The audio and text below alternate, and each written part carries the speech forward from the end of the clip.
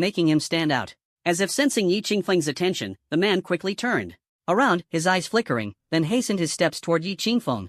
Although there was a crowd between them, with each step he took, the people ahead instinctively moved aside, creating an eerie scene. Soon, he was standing in front of Yi Qingfeng. "Are you this year's freshman?" the man asked. "Senior?" Yi Qingfeng responded. "Choose the Battle Mage department after entering," the man said. "Senior, are you also from the Battle Mage department?" Yi Qingfeng asked in confusion. The aura of the person before him was truly unique. Could he also be a battle mage? "I'm not, but I am a battle mage." "Your talent is quite impressive, don't waste it." The man carrying a black longsword laughed heartily, though his expression remained unchanged, giving off a slightly awkward feeling. "Senior, what's your name?" Yi Qingfeng did not sense any malice. "Who I am isn't important, you'll find out in the future. I just don't want you to waste your talent." The man's tone suddenly turned somber, as if he had thought of something. "Few people use blades, and even fewer can wield them skillfully. I really hope to meet a powerful opponent." This statement made Yi Qingfeng involuntarily tremble. Among mages, those who use cold weapons are indeed rare. He understood that mages primarily use various spells to manipulate elemental forces in combat. As their levels increase, they become incredibly powerful, making close combat nearly impossible. Therefore, battle mages who can use cold weapons are extremely uncommon. "Are there very few people in our school who use blades?" Yi Qingfeng asked. "There are quite a few, but none are strong enough," the man replied succinctly. Then he reached out to touch the black long blade on his back, took a light breath, and slowly drew the blade from its sheath, gently slashing forward. A black lightning instantly streaked through the air, carrying unparalleled sharpness as it surged forward. After traveling over 10 meters, it finally struck the monument and then dissipated. Even so, the mark it left was still clearly visible. Moments later, the monument began to heal itself. The crowd fell silent in an instant. That black lightning had stunned everyone. After all, that was the memorial monument of East District University. The monument at East District University is made of special materials and has remained undamaged for many years. Ordinary people cannot leave the slightest mark on it, and even an average intermediate mage would find it difficult to do so. "Senior, won't you be punished by the principal for this?" Yi Qingfeng finally couldn't help but ask. "I'm not a student," the man said softly. Shocked. "This is a mentor." At the school gate, a large number of students and their parents were gathered. Suddenly, a sharp flash of a blade streaked by, and everyone instinctively turned to look in that direction. Moments later, the crowd froze, followed by a chorus of shocked exclamations. "Wu Di! Isn't this one of the strongest mentors at East District University? My goodness! I was just wondering who could be so bold as to dare attack the East District University's monument." Yi Qingfeng stiffly turned his head. He naturally knew Wu Di's reputation. This man was a renowned and powerful mentor at East District University, consistently ranked among the top 3 within the school. He never expected that the man he had always regarded as a senior was actually the strongest mentor in the university. Troublesome.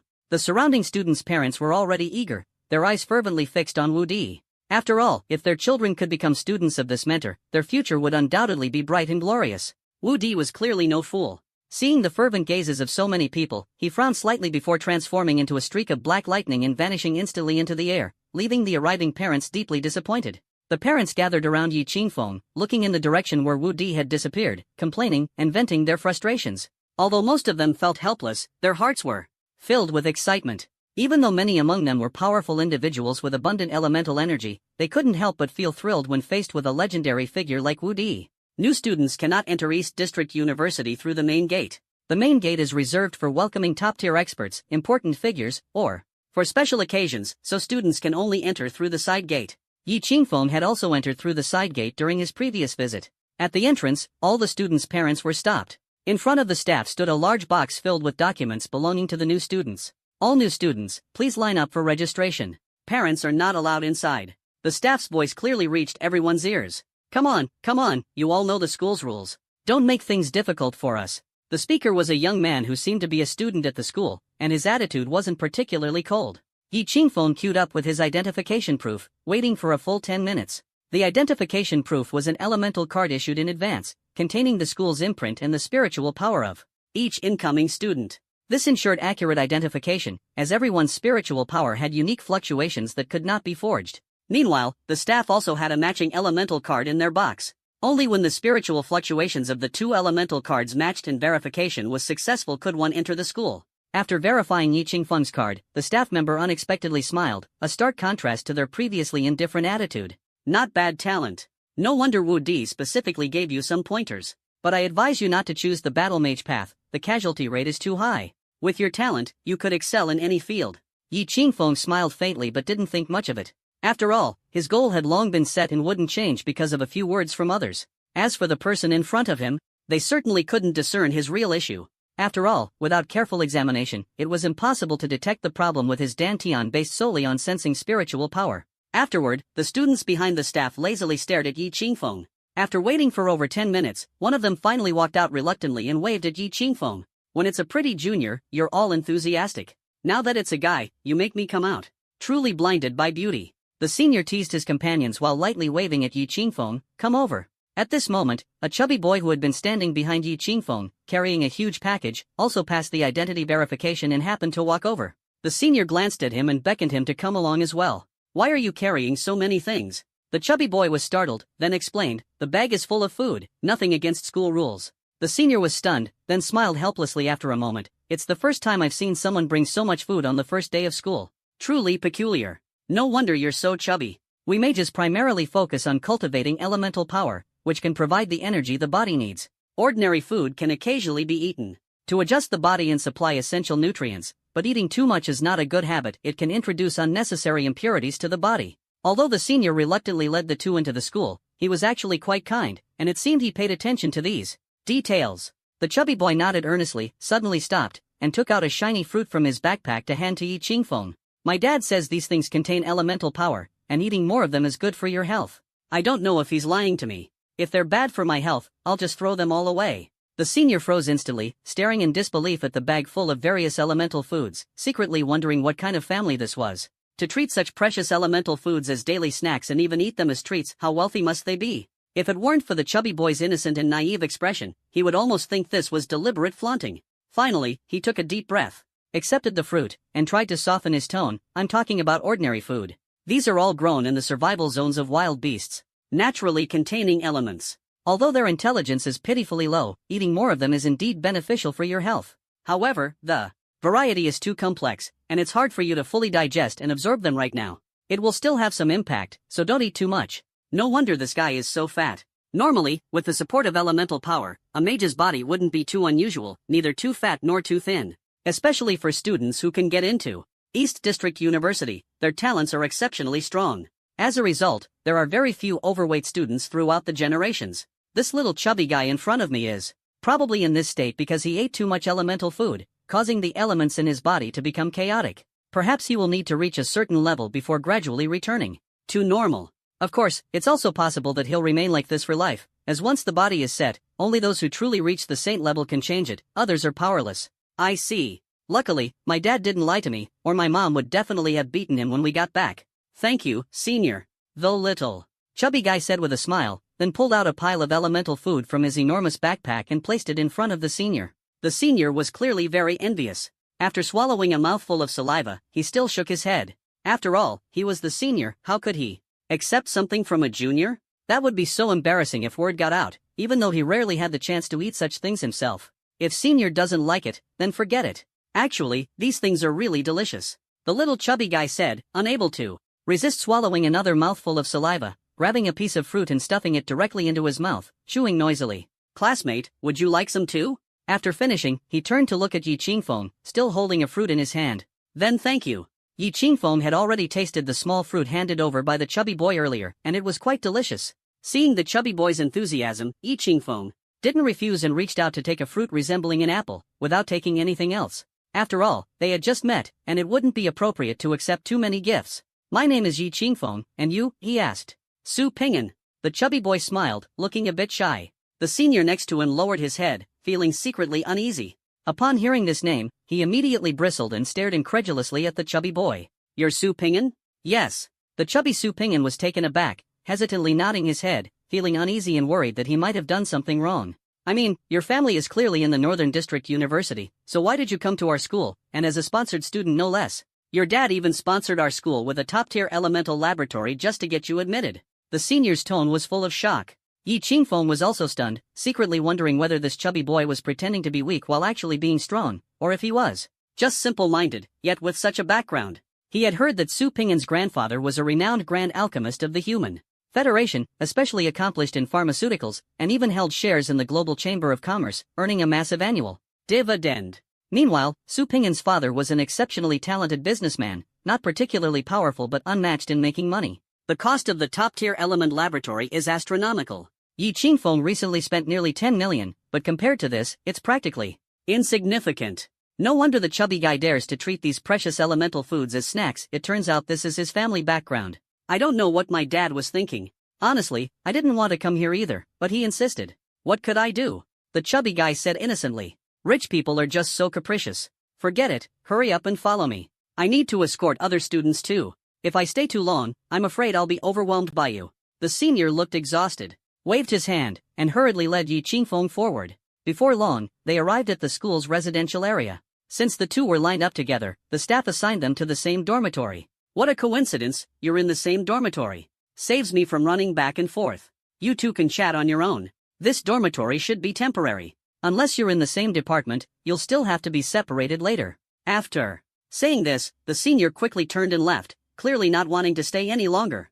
Facing someone with outstanding talent and limitless future achievements, and a super-rich second-generation heir, the pressure he felt was imaginable. You're a sponsored student too? Su Ping'an sat on the bench, looking at Yi Qingfeng in disbelief. Since sponsored students and regular students were arranged separately, the fact that they were assigned together meant Yi Qingfeng must have been admitted through sponsorship like him. Naturally, he didn't need to elaborate that he was placed here through family arrangements. However, the intense elemental fluctuations emanating from Yi Qingfeng, along with the aura he exuded, clearly indicated he had reached the pinnacle of a practitioner. How could someone like this have been admitted through the back door? Even in a regular examination, he would undoubtedly stand out, making it completely unreasonable. I have some physical issues. Under normal circumstances, I wouldn't be accepted. Yi Qingfeng knew what Su Ping'an was curious about and explained candidly. After all, such matters couldn't be hidden, and everyone would find out soon enough. Right now, everyone was amazed by his talent, but after some time, it was likely no one would care anymore. I see, but any problem can always be solved. East District University has a strong foundation, and as long as you perform well, the mentors will definitely help you, Su Ping'an said optimistically, then placed his large bag of food into the storage cabinet beside the bed. The dormitory at East District University was simple, equipped only with basic living necessities. Apart from the bed and the cabinet, there was nothing else. Yi Qingfeng turned around and noticed he didn't have much with him, just the long sword he carried and a few sets of clothes for changing. His sister had packed a large amount of food and daily supplies before he left, but Yi Qingfeng found it troublesome and chose not to bring them. Student Yi, do you mind if I ask what stage you're at right now? The chubby boy asked curiously. Yi Qingfeng smiled and replied, practitioner, peak stage. Indeed, that's the case. No wonder there's such a strong fluctuation of elements. In that case, you'll have a big advantage when choosing a mentor later. I'm not as lucky as you and can only be chosen by a teacher, Su Ping'an said enviously. The first thing after enrolling in East District University is to determine each student's mentor and department during the freshman meeting. Only those who are outstanding enough have the privilege of free choice, while ordinary students can only accept the school's arrangement. Of course, the school won't make random assignments and will place everyone in a suitable department based on their situation. Which department are you planning to join? Yi Qingfeng asked. The Battle Mage department, Su Ping'an answered excitedly. That's great. Actually, I wanted to go too, but my family doesn't agree. My dad says the school definitely won't want me, and the mentors in the combat department surely won't think highly of me. The chubby boy looked a bit dejected. Yi Qingfeng could only smile and comfort him, though he secretly agreed. After all, Su Ping'an's personality really wasn't suited for the dangerous combat mage path. According to the school's usual practice, he would most likely be assigned to the crafting department. After all, the chubby boy's greatest talent was his wealth. With money, he could access enough resources to train, and even if he wasn't very bright, he could always succeed through constant accumulation. But I still want to give it a try. For some reason, Yi Qingfeng was surprised that this shy chubby boy had such a strong determination. Given your situation, there's really no need to push yourself so hard. Among those who joined the ranks of battle mages, aside from the true combat fanatics, most are just looking to gain more resources. Your family will surely make proper arrangements for you, Yi Qingfeng said, genuinely unable to understand. He himself had no choice but to take this path, but Su Ping'an had no such necessity. With his family background, he could live very well without worrying about these things. Moreover, he had a grandfather who was a grand alchemist, and he could easily inherit the family business and become an outstanding alchemist. The chubby boy's expression turned unusually serious, and the chair let out a creaking sound as he sat down. Because I really enjoy fighting? You often fight with others? Yi Qingfeng was incredulous. This chubby boy didn't seem like the type who loved fighting at all. He had no aura of aggression about him. Sure enough, Su Ping'an instantly deflated, helplessly clutching his head. I've never fought with anyone since I was a child, but precisely because of this, I want to become a battle mage. Yi Qingfeng was momentarily at a loss for how to respond. Logically speaking, people tend to desire the things they cannot have. Given Su Ping'an's family environment, this should be the case. We can be considered friends, so I still want to advise you, there's no need to push yourself so hard. After all, battle mages are too dangerous, constantly living on the edge of life and death. Yi Qingfeng gave one last piece of advice and then said no more. He returned to his bed, sat cross-legged, and began adjusting his state of mind, as he would be choosing his mentor in just a few hours. While it might not be clear elsewhere, Yi Qingfeng understood that in the battle mage department, selecting a desired mentor inevitably involved combat. After all, this was the world of battle mages. The battle mage department at East District University was renowned. Whether it was ambitious family prodigies or ordinary civilian talents, they all set their sights here. To secure an excellent mentor, one had to rely on their fists to decide. Although the mentors of the battle mage department are all exceptionally talented, there are still differences in their levels. The way mentors in the battle mage department select students is also very straightforward. Since they are battle mages, naturally, they focus on combat ability. A single fight is enough to determine who is the most outstanding, and the most skilled will naturally gain the mentor's approval. However, the result does not necessarily mean that standing until the end guarantees recognition. After all, everyone has different styles, and their performance in battle varies greatly. Often, mentors value combat style and instinctive performance during battles more, as these represent future potential and adaptability. Winning is not the goal, the most important thing is to showcase oneself as perfectly as possible to gain the mentor's approval. Throughout history, there have been students who used heavy-handed tactics against their peers to stand out, but without exception, they were all rejected as students of the battle mage department. The reason is that the true enemies of battle mages are foreign forces, not their own kind. This unwritten rule may not be known to ordinary people, but Yi Qingfeng has long been clear about his goals and naturally understands it very well. Registration took place in the morning, and now it's almost noon. In the afternoon, when the freshmen gather for a meeting, Yi Qingfeng and Su Ping'an head to the school cafeteria together. I heard that East District University has a great environment, especially with abundant moisture in the air, which nurtures many beautiful girls. Even those who aren't particularly attractive tend to become prettier after spending a few years here. Where I come from, it's all sandstorms everywhere, and you can hardly see any good-looking girls. Yi Qingfeng listened to Su Ping'an muttering softly and couldn't help but be surprised. Could it be that North District University is located in a desert? However, this statement is indeed true. After all, the locations of these schools are rich in different elemental energies, and each element has an impact on the human body. In places filled with wind and sand, the earth element is more prevalent, which is indeed not good for the skin. On the other hand, East District University is located on an island, abundant in water elements, which is most nourishing for the skin. Even people with darker skin tones will become fairer and have smoother skin after staying there for a while. The two of them chatted as they walked to the cafeteria, only to find that there weren't many particularly attractive girls inside. Most of them were average-looking, though it seemed there was no shortage of girls overall. In my hometown, it's really rare to see girls, especially outstanding freshman girls who would never choose North District University. Su Ping'an seemed quite happy, his face showing the joyful expression of a content homebody. Yi Qingfeng was speechless at this. Why would someone like him want to become a battle mage? Wouldn't it be better to do research and be a tech geek instead? The food in the school cafeteria tasted great, and Su Ping'an ate 3 times the amount of a regular person, leaving Yi Qingfeng dumbfounded. Of course, he also ate quite a lot. Afterward, the two returned to the dormitory, but on the way, they encountered students from the neighboring dormitory, leading to a minor conflict. Yi Qingfeng never expected that the people next door were from the Shangguan family, 2 outstanding young members of the Shangguan clan. Due to previous disputes, this meeting almost escalated into a fight. If it weren't for the school rules prohibiting casual fighting on campus, they might have already come to blows. Of course, Yi Qingfeng believed that even if those two teamed up, they probably wouldn't be a match for him. Now possessing peak-level practitioner strength, his combat skills were highly refined. Even without using the long blade on his back, he could easily handle these 2 mid-level practitioners. Afternoon. Yi Qingfeng and Su Ping'an were both adjusting their states, preparing to face the upcoming choices. A loud bell rang from within the academy. Yi Qingfeng suddenly opened his eyes, exchanged a glance with Su Ping'an, and quickly walked out. At the peak of the school's tallest building, the Mage Tower, there is a massive bell. Whenever the school holds a general assembly, it emits a deep and resonant sound that echoes across the entire island.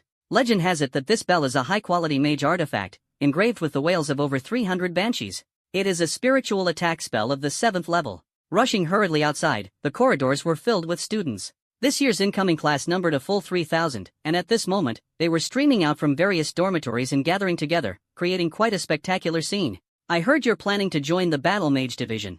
I advise you not to go, lest you end up utterly defeated by the unparalleled genius of the Shangguan family. The ones speaking were two young men from the Shangwan family in the neighboring dormitory. Previously, because Yi Qingfeng was a student at East District University, the Shangwan family had not come to cause trouble. Now that they finally appeared, Yi Qingfeng was not surprised. He had long heard that the younger generation of the Shangwan family was exceptionally talented, with mental strength 3 times that of ordinary people and a wind affinity reaching 97%, making them rare prodigies. Moreover, with the cultivation of abundant resources, they should have already reached the peak of the mage level, only waiting to enter East District University to break through at any moment. My elder brother is already at the peak of the mage level, just one step away from breaking through. The two laughed heartily and left arrogantly. Su Ping'an looked puzzled. Why are they so arrogant? They're just at the same level as you, and as far as I know, there are 2 freaks among the freshmen this year who have already reached the FA Ling stage. Yi Qingfeng was completely stunned, staring at Su Ping'an in disbelief. This was simply too exaggerated.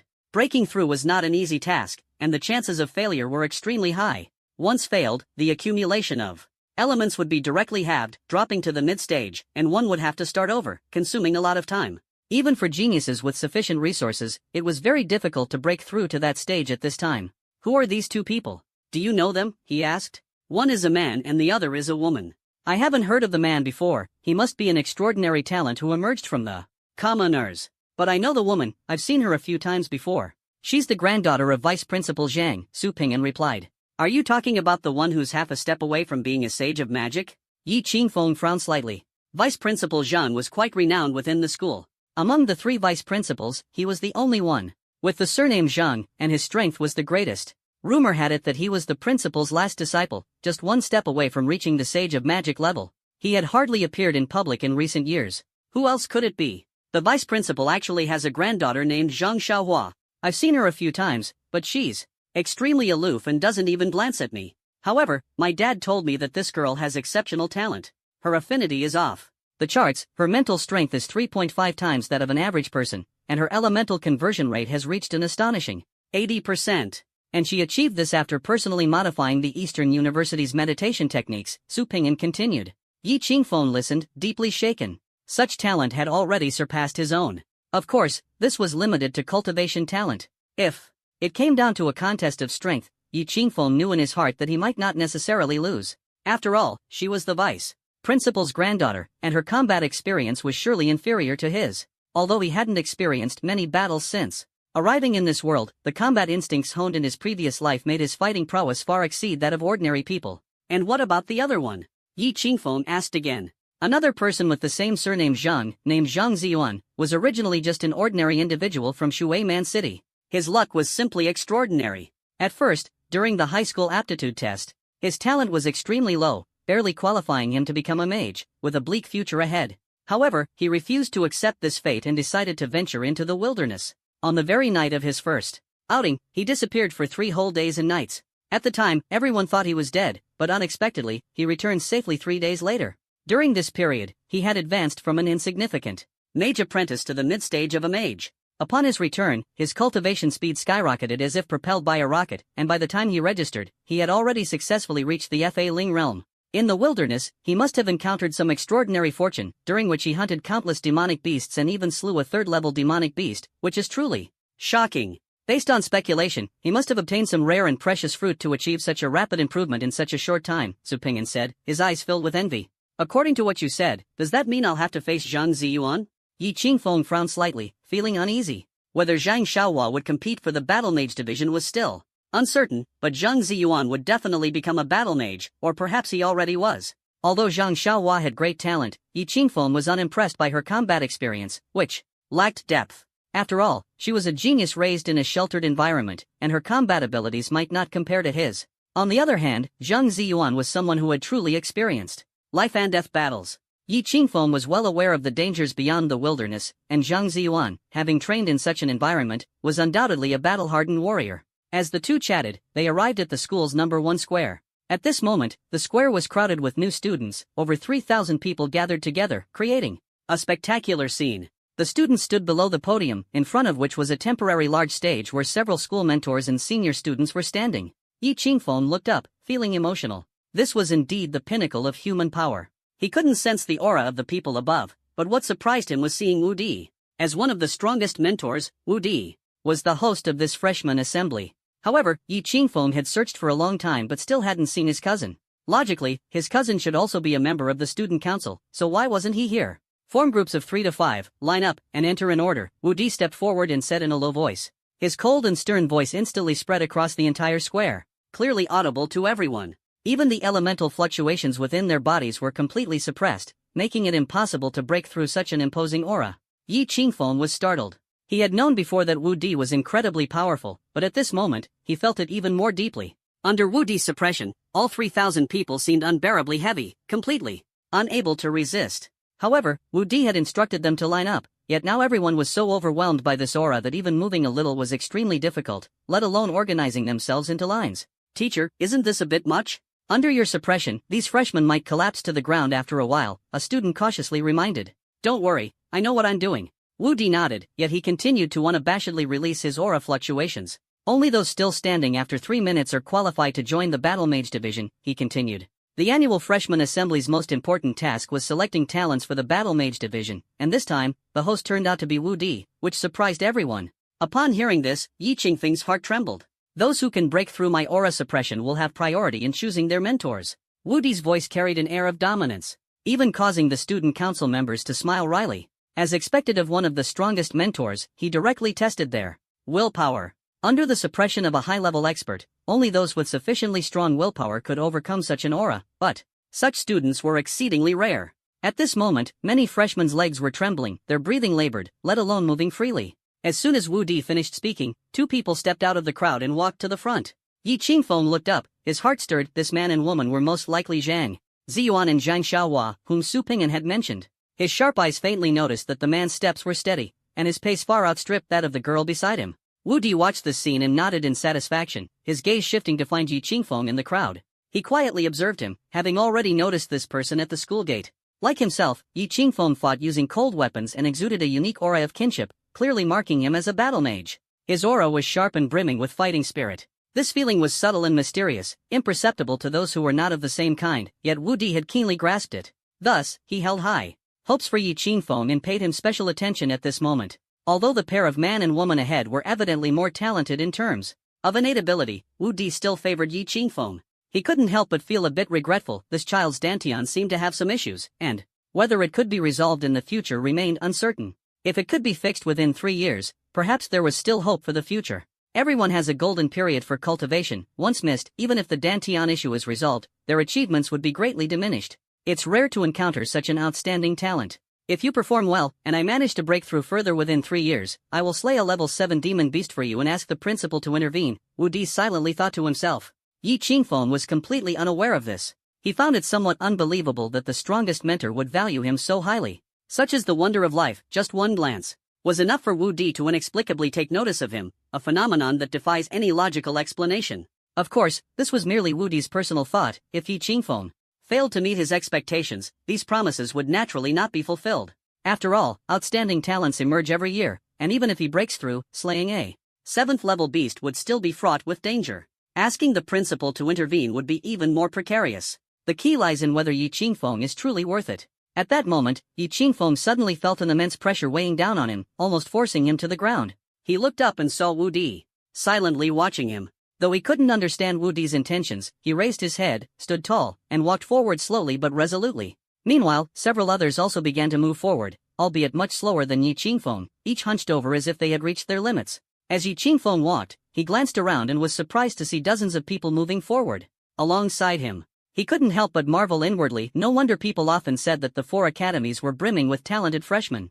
These individuals were at least at the peak of the practitioner level, with equally steadfast willpower. After taking 2 more steps, Yi Qingfeng suddenly stopped, sensing movement behind him. He turned around and saw Su Ping'an slowly beginning to move forward as well. Despite his bulky frame appearing extremely cumbersome, his actions were resolute. Each step seemed extraordinarily difficult, yet he persisted in moving forward. Unexpected, Yi Qingfeng thought to himself. He knew that Su Ping'an's talent was decent, but he was currently only at the late stage of the law practitioner level, which wasn't particularly outstanding. Achieving this step was entirely due to sheer willpower. The 2 who acted first had indeed gained an advantage, but they also relied on some stronger forces. After all, under such pressure, the stronger one's power, the less suppression they would endure. Yi Qingfeng controlled his speed, not wanting to stand out too much.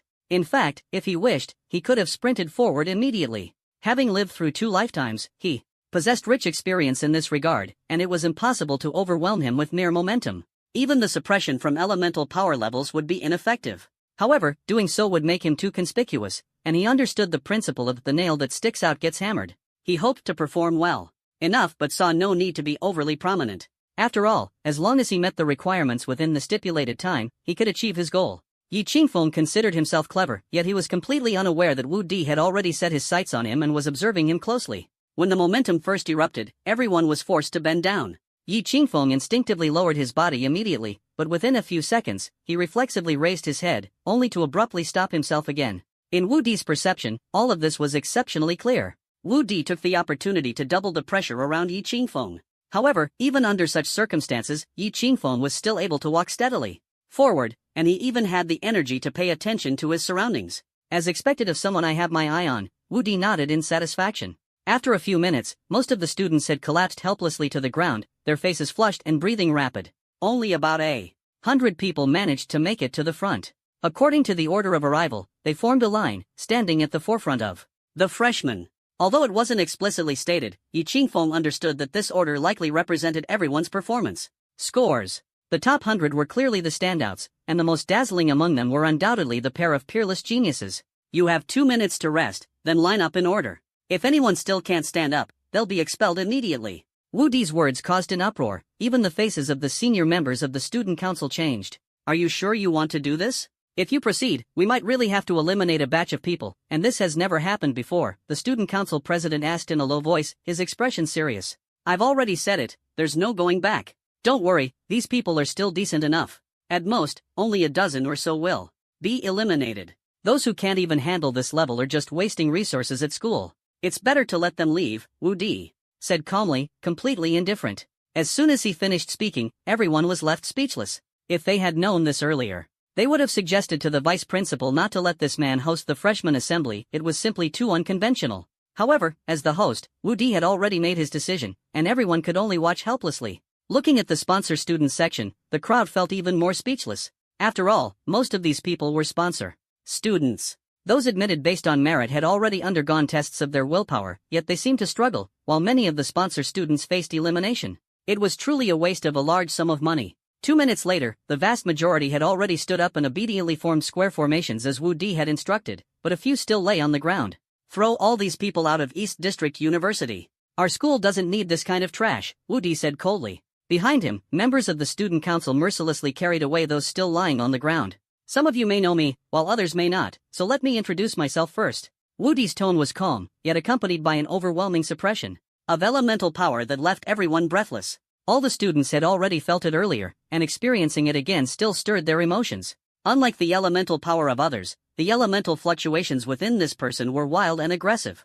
Everyone's elemental power instinctively shrank back, not daring to confront it, as if even the slightest clash would result in complete annihilation. Standing in place, Yi Qingfeng couldn't help but marvel. A powerhouse like Wu Di could likely sweep through an army of junior mages single-handedly, easily handling at least 1,000 opponents without issue. No wonder people often say that the disparity in mage levels becomes increasingly pronounced later on. It's a geometric leap in power. My name is Wu Di. I don't belong to any department. I am the captain of the school's enforcement team. Yi Qingfeng couldn't help but take a sharp breath. He had long known that Wu Di was extraordinary, but he hadn't expected him to be the captain of the enforcement team. Apart from him, the other students were also shocked. The enforcement team held immense authority, and its members were composed of elite mentors. The team's target encompassed all high-ranking personnel within and outside the school. After all, even a renowned institution like East District University has, over its long history, seen the emergence of some traitors, including a few who caused significant losses to the Human Federation. Initially, there was no enforcement team, but after a major upheaval, the principal took the lead in establishing it. The team members possess extremely formidable combat capabilities. Within the school, apart from the principal and vice principal, the captain of the enforcement team holds the greatest authority, with the power to act first and report later. The Human Federation has long been at a disadvantage in its prolonged struggles, and inevitably, some individuals succumb to temptation or pressure and align themselves with the forces of other races. These individuals are the traitors of humanity, and every major faction has specialized agencies to deal with them. Yi Qingfeng hadn't expected Wu Di to be such a figure, which explained why his aura was so aggressive. Previously, some people had harbored dissatisfaction, thinking that Wu Di was bullying them with his overwhelming strength. But now, they all behaved obediently, not daring to entertain any further thoughts. Logically speaking, the freshman assembly should be hosted by the vice principal, but today all the principals are occupied, so it's up to me. Since I'm here, things will proceed according to my rules, even if it doesn't align with past traditions. Wu Di's voice remained calm, yet carried an unparalleled authority, causing the student council members behind him to smile wryly. The 134 people at the very front, if you're willing to join the Battle Mage department, take one step forward. As soon as the words were spoken, 2 people stepped forward. In unison, with no one refusing. After all, the Battle Mage department was renowned far and wide, hailed as the strongest department among the 4 major academies. In the 4 major academies, the Battle Mage department has always been the strongest, without exception. Yi Qingfeng turned to look at Su Pingyan beside him and couldn't help but laugh. The little chubby boy was trembling slightly with excitement, making him stand out in a unique way. Calm down a bit, don't let the mentors see you, or no one might want to pick you, Yi Qingfeng gently reminded him. The mentors of the Battle Mage department placed great importance on psychological resilience when selecting students. Excessive emotional fluctuations could result in a significant deduction in impression scores. Didn't you see the outstanding individuals among those 100+ people, each with a resolute expression and no emotional fluctuations? These are the students that teachers prioritize. Upon hearing Yi Qingfeng's words, Su Pingyan immediately nodded, then took a deep breath and quickly regained his composure. Although he still appeared somewhat excited compared to others, his ability to adjust so swiftly surprised even Yi Qingfeng. Since you are all students of the school, let me first talk about the school rules. No collusion with the enemy, no oppression of civilians, and no desertion during wartime. Wu Di's expression was extremely solemn, but most of the students looked puzzled. They could understand the first 2 rules, but what did the last one have to do with them? They weren't soldiers. I know you have many questions. Since you have become students of East District University, there are some secrets I can share with you. Our 4 academies are different from ordinary schools, they are semi-militarized institutions. Under normal circumstances, they are rated by the Human Federation's Supreme Council, but once wartime begins, they come under military control, directly governed by the Human Federation's Supreme Council. Let me emphasize again, this applies not only to all students and mentors but even to the principal. How could such a thing happen? How come there's not even a hint of it being mentioned? All the students looked surprised, even Yi Qingfeng couldn't help but be shaken. He hadn't heard anything about this before, neither the homeroom teacher nor his cousin Chu Qingquang had revealed the slightest hint. The purpose of the 4 academies is to cultivate more strong individuals for the Human Federation. In fact, the situation of the Human Federation is more severe than you imagine. However, due to certain reasons, many things have not been disclosed to ordinary people. Since you have become mages and students of East District University, while enjoying the benefits of the academy and the privileges of mages, you naturally also have the obligation to fight for the Human Federation, Wu Di said matter-of-factly. Then, doesn't that mean we could be sent out to fight at any time, anywhere, and might even die on the battlefield? I'm the only son in my family, what about my parents? I'm quitting school. Right now. After a moment of silence, a student suddenly shouted hysterically. Originally, they thought they could rise to the top, but who would have expected things to turn out like this? Apologies, under normal circumstances, upon learning this information, any student unwilling to continue can directly choose to withdraw. However, the prerequisite is that they must set a level 7 sealing spell in their heart to ensure the secret is never leaked. Wu Di's lips curled into a faint, cold smile as he changed his tone, but since I'm presiding today, none of you are allowed to quit now. The scene instantly fell into dead silence. The one who had just shouted about leaving was merely one of them. In fact, many others were secretly considering dropping out, as everyone was well aware of the dangers of the Human Federation's warfront. According to the announcement from the Human Federation, the mortality rate on the front lines is as high as 30%. 1 in 10 people will die, whether they are the lowest-ranking soldiers or top-tier mages. The casualty rate is almost the same. In fact, among mid-level mages, the casualty rate is closer to half. Moreover, this is just the publicly disclosed information. The people on site are not fools, and naturally, they heard what Wu Di said. This means that the casualty rate is likely deliberately underestimated, and the actual mortality rate might be even higher. Most of those present are geniuses, and their future achievements will often fall within the range of mid-level mages. Extremely high or low levels are always limited to a small minority. This also implies that if an emergency situation truly arises, these individuals will have to head to the front lines. A casualty rate close to half, or even higher, who would be willing to take such a risk? Even Yi Qingfeng couldn't help but fall silent. Although he was not afraid of taking risks, he couldn't help but feel a bit shaken in his heart. I know you're cursing me in your hearts right now. Go ahead and curse out loud, I don't care at all. Wu Di sneered coldly, then suddenly clapped his hands. Behind him, more than a dozen members of the student council carried a massive magical crystal box onto the high platform. As they opened the box, a surge of dense elemental energy burst forth, and the air shimmered with dazzling multicolored lights, making everyone feel as if they were immersed in an ocean of elements. The items in these boxes are enough for all of you to enter Fa Xian, and they are practically free. After speaking, Wu Di patted his waist again. A spatial ripple flashed, and dozens of beast cores radiating unique elemental energy appeared in midair. Level 4 beast cores of various attributes. Since I've broken the rules today, let's break them completely. These 36 level 4 beast cores were taken from the school's resource library. Under normal circumstances, you'd have to wait until at least your sophomore year to have a chance to obtain them. Even if the school sold them to you at a discounted market price or you earned them through tasks, you'd still have to pay a significant cost. Now, I place these 36 beast cores in front of you and promise that whoever can break through to the spirit law stage in the shortest time will directly receive a spot from me.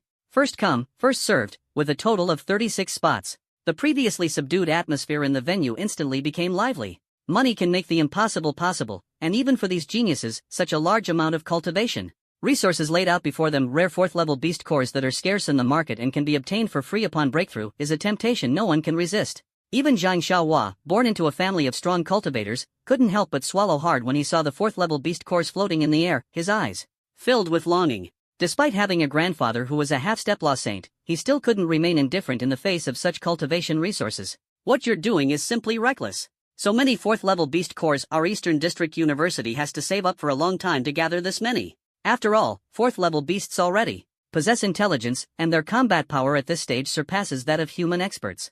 Hunting them is extremely difficult. The student council president muttered helplessly under his breath. These supplies were originally meant to be distributed gradually, but taking them out now to boost morale is understandable. It's just a bit of showing off.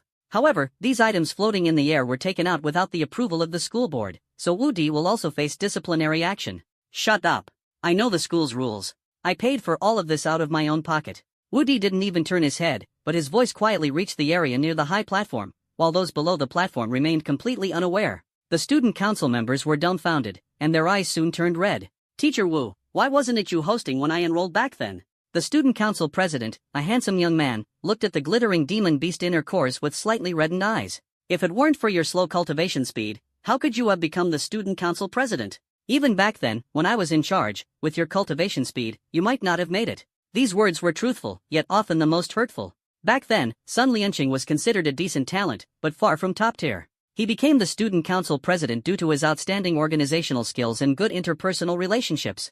At East District University, the position of student council president was generally not given to the truly top-tier talents. The tedious responsibilities would severely hinder cultivation speed. Though the position seemed prestigious, smart individuals were reluctant to take it. Teacher, no matter what, I was half your student. There's no need to be so harsh. Back then, I misjudged you. When you first enrolled, you were so full of ambition.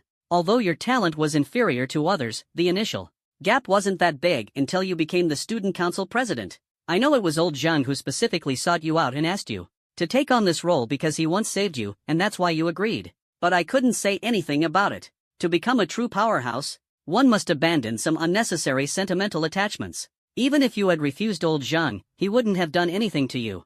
Wu Di spoke quietly, while Sun Lianqing's face was full of bitterness. The position of student council president is extremely important and cannot be held by someone lacking ability. It requires not only sufficient capability to handle affairs but also the ability to command respect. Therefore, this role is highly awkward, exceptional. Talents are unwilling to be bogged down by tedious tasks, while those who are less capable are unqualified.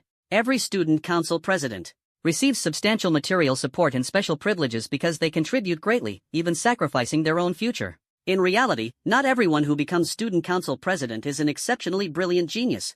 Although Sun Lianqing's abilities seemed insignificant in Wu Di's eyes, he himself was quite outstanding, ranking at least in the top 50 among his peers. However, these welfare benefits and privileges during their student years are far less significant than the time and future prospects they sacrifice. Every student council president is, in essence, someone who sacrifices their personal interests. Yet, in Wu Di's view, this is nothing more than a form of stubbornness. Such individuals ultimately lack the qualifications to become truly extraordinary. Originally, Wu Di had high hopes for Sun Lianqing, but ever since Sun Lianqing became the student council president, the two had not seen each other. This time, due to the school's freshman assembly, the pair, who might have become mentor and disciple, finally met again.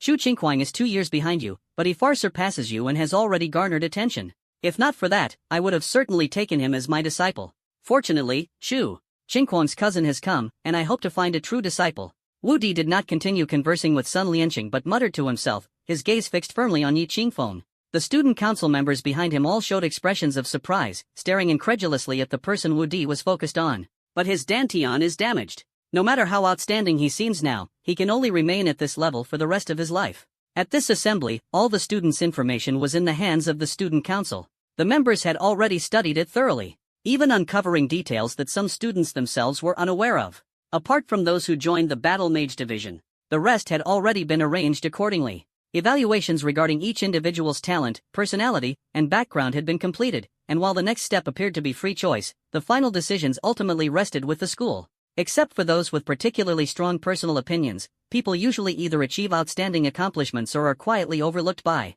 the school. After Wu Di finished his presentation, he did not continue conversing with Sun Lianqing but instead gave everyone some time to process. After a while, observing these students, almost no one showed obvious resistance. Even if some still harbored a bit of reluctance in their hearts, it seemed no longer an issue. At every freshman assembly, there are always a few who choose to leave voluntarily. This is their freedom, and the school administration cannot force them to stay. However, the mentors still feel regret, as the students who make it here generally have considerable potential for the future. This time, however, Wu Di clearly had no intention of letting them leave. Instead, he used sufficient incentives to tempt everyone to stay. Even if there was unwillingness in their hearts, through the subtle influence that followed, this trace of reluctance was bound to dissipate completely. Apart from the freshmen present, everyone else knew exactly what kind of place East District University was. Anyone who spent 4 years here and graduated would ultimately become comrades. Why does East District University have access to so many resources? Why does each class of students face so many tasks? Although there are many strong individuals, it is impossible to send them into the wild to hunt beasts for the school to obtain resources. These vast resources are, of course, acquired from the battlefield. Most of the freshmen's tasks are within the Federation's territory, which might involve hunting rampaging beasts, assisting the law enforcement teams of the 6 cities in handling difficult issues, or even hunting potential threats in certain wild areas. However, once they enter their sophomore year, the tasks undergo a dramatic shift, with the majority coming directly from the front lines. After a year of study, coupled with the influence of the environment and atmosphere, by that time, even if they truly fear death in their hearts, how could they possibly become cowards? What Yi Qingfeng and the others don't know is that senior students are rarely seen in the academy because they are already fighting on the front lines. Even those studying forging and alchemy are improving themselves through extensive experiments at major production bases while providing support to the front lines. Perhaps the school's regulations over the years should also undergo some changes. Sun Lianqing stood on the stage, silently observing everything before him, deep in thought. The school leadership had deliberately arranged for Wu Di to preside over this freshman assembly, likely with intent. It seems the situation on the front lines is becoming increasingly dire. The members of the student council looked grim. If it weren't for such circumstances, they would never have made such a drastic change, as this signified the academy's increasingly tough stance, even at the risk of offending a group of people. You've been given enough time to process this. Now, the allocation of departments begins. The students' destinations had already been arranged. The 100 or so people present were all assigned to the Battle Mage department, while the others were guided by student council members to their respective areas. Yi Qingfeng and his group followed Wu Di toward the center of the academy. To Yi Qingfeng's surprise, the center turned out to be a small teleportation array, with no indication of where it led. After a dizzying whirl, they ultimately found themselves on an extremely desolate island. The island was vast and barren, with no trace of human activity in sight. It was clearly a true deserted island. Apart from the teleportation array beneath their feet, there was no sign of civilization to be found. To make matters worse, the teleportation array had been damaged and was now a one-time use only. Teacher Wu, what's going on here? This isn't the Combat Academy's territory. Zhang Xiaohua, as a veteran academy student, naturally understood this well. Don't be nervous. This is a deserted island within our school's territory. The beasts on the island won't exceed level 3, so you can rest assured. Every year, when new students enter the Combat Academy, the selection process between mentors and students takes various forms. This time, this island is your opportunity to showcase yourselves. Of course, you can also view it as a test. The Combat Academy has 5 mentors, each of them a powerhouse with exceptional teaching skills. Many top-tier experts have emerged from here, and the number of ordinary strong individuals is countless. Not everyone is qualified to become a student of these mentors. Passing my test at the venue earlier was just the first step, merely proving that your willpower and talent are decent. On this island, however, your comprehensive abilities will be tested, and it could even be said to involve luck. There are 500 magical crystals randomly distributed across the island, each worth 1 point. The more crystals you collect, the higher your score. Those with higher scores will have priority in choosing mentors. This year, the Combat Academy will admit a total of 100 new students, which means over 30 of you will still be eliminated. Of course, since you are still students, the final decision lies with the mentors. Your performance will be recorded in the Water Magic Skyscreen crystal, and the mentors are observing you from somewhere on the island. If your performance is outstanding enough to catch the eye of a mentor, you can still be accepted under their guidance even without any points. Conversely, even if you have the highest points and choose your preferred mentor, if your performance is not recognized, you will still have to select another mentor. There are demonic beasts on the island, and their numbers are not small. Most of them are first or second level beasts, with only a very small portion reaching the third level. These beasts each have their own territory, and will not easily attack unprovoked. After all, your primary enemies in the future will be these demonic beasts. If you can't handle threats of this level, you naturally don't deserve to become battle mages. Do not attempt to leave on your own. This is a deserted island in the middle of the sea, and the dangers in the water are far more terrifying than those on the island unless you can be like me. I've said all I need to say. The trial officially begins. Wu Di laughed heartily, and the elemental fluctuations within his body suddenly manifested. Two massive wings of lightning appeared behind him, and he soared into the air, instantly transforming into a black current and disappearing from everyone's sight. Perhaps this teleportation array isn't a one-way transfer but a two-way channel. The elemental power level required for this small teleportation array isn't very high. Although the magic array on it has been damaged, it's still relatively intact. Maybe I can repair it. At that moment, a low murmur suddenly came from a student wearing black-framed glasses in the crowd.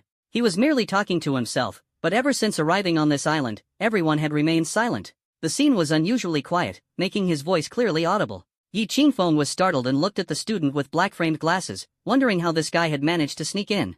Shouldn't someone like him be in the Combat Academy? The Combat Mage Department of East District University has its own Combat Academy, while the other three departments, Forging, Alchemy, and Magic Arrays, belong to the Manufacturing Academy. Additionally, there is a Literature Academy, which has fewer students but is mostly composed of scholars well-versed in ancient knowledge, specializing in the excavation of ancient ruins. Logically speaking, since this black-framed student possesses such skills, it is evident that he has deep research and exceptional talent in magic arrays. He should be in the Manufacturing Academy, not the Combat Academy. However, upon hearing this statement, a faint sense of foreboding arose in Yi Qingfeng's heart. At that moment, Wu Di, who had previously disappeared, suddenly appeared above the crowd. His face was grim, and after a moment of silence, he swung a heavy punch downward, accompanied by an immensely powerful black lightning, instantly shattering the teleportation array into pieces. Zhang Xinxiu, right? Don't get any ideas, and don't even think about running away. Wu Di's face was dark as he stared at Zhang Xinxiu, who had been planning to repair the teleportation array. I was just saying. Zhang Xinxiu said somewhat aggrievedly. Among you, only you and Su Pingyan don't belong in the Battle Academy. However, since you passed my first test and are willing to come to the Battle Academy, I respect your choice. But you should face the current situation in the way of the Battle Academy. After Wu Di finished speaking, he once again glanced at everyone before disappearing without a trace. At this moment, no one dared to make a sound, their hearts filled with unease. Who knew if this teacher might suddenly return? After all, this teacher came and went without a trace, and every time he spoke, he exuded a strong elemental fluctuation, making it extremely stressful to be around him. Although everyone remained silent, the original group of over 130 people had already split into several small groups. After all, in a short time, they had started to get to know each other, and some had even planned to enter the Battle Academy together from the start. Since Wu Di did not express his stance, forming a team was naturally tacitly approved. Of course, not everyone found their teammates, some chose to go solo and were already impatiently heading toward the dense forest ahead. Yi Qingfeng did not act rashly but observed the situation before him. Among the many small teams, the two largest ones naturally revolved around two geniuses, each surrounded by 5 or 6 people. Zhang Xiaohua is surrounded by disciples from the academy, all childhood friends who are sure to stick together. As for the people around Zhang Ziyuan, I don't recognize them, but I assume they are ordinary civilian geniuses. Su Pingyan quietly approached Yi Qingfeng and, seeing him watching the two teams ahead, explained in a low voice. Pingyan, how come you know so much about East District University? Your family doesn't live here. Yi Qingfeng asked curiously. Before I came, my dad had already prepared the information for me. I've had an excellent memory since I was a child. I can remember things after reading them a few times. Actually, I know the name and details of every student here. Yi Qingfeng was astonished, not expecting the seemingly ordinary Su Pingyan to possess such skills. Does that mean you have a photographic memory? Not exactly a photographic memory. I just have a good memory. I need to look at something 2 or 3 times to fully remember it, otherwise, I can only recall bits and pieces. But my grandfather truly has a Photographic memory, he remembers all 123,800 types of elemental herbs in the herbal database perfectly. My father's memory is also slightly better than mine. By the time it got to my generation, it declined. So this skill is inherited? Yi Qingfeng was helpless. Fatty, take me with you. Zhong Xinxiu walked toward Su Pingyan, who had just been warned by Wu Di. Idiot, I warn you, don't call me Fatty. Yi Qingfeng glanced at Su Pingyan. Calling him Fatty was fine, but calling Zhong Xinxiu dumb was going too far.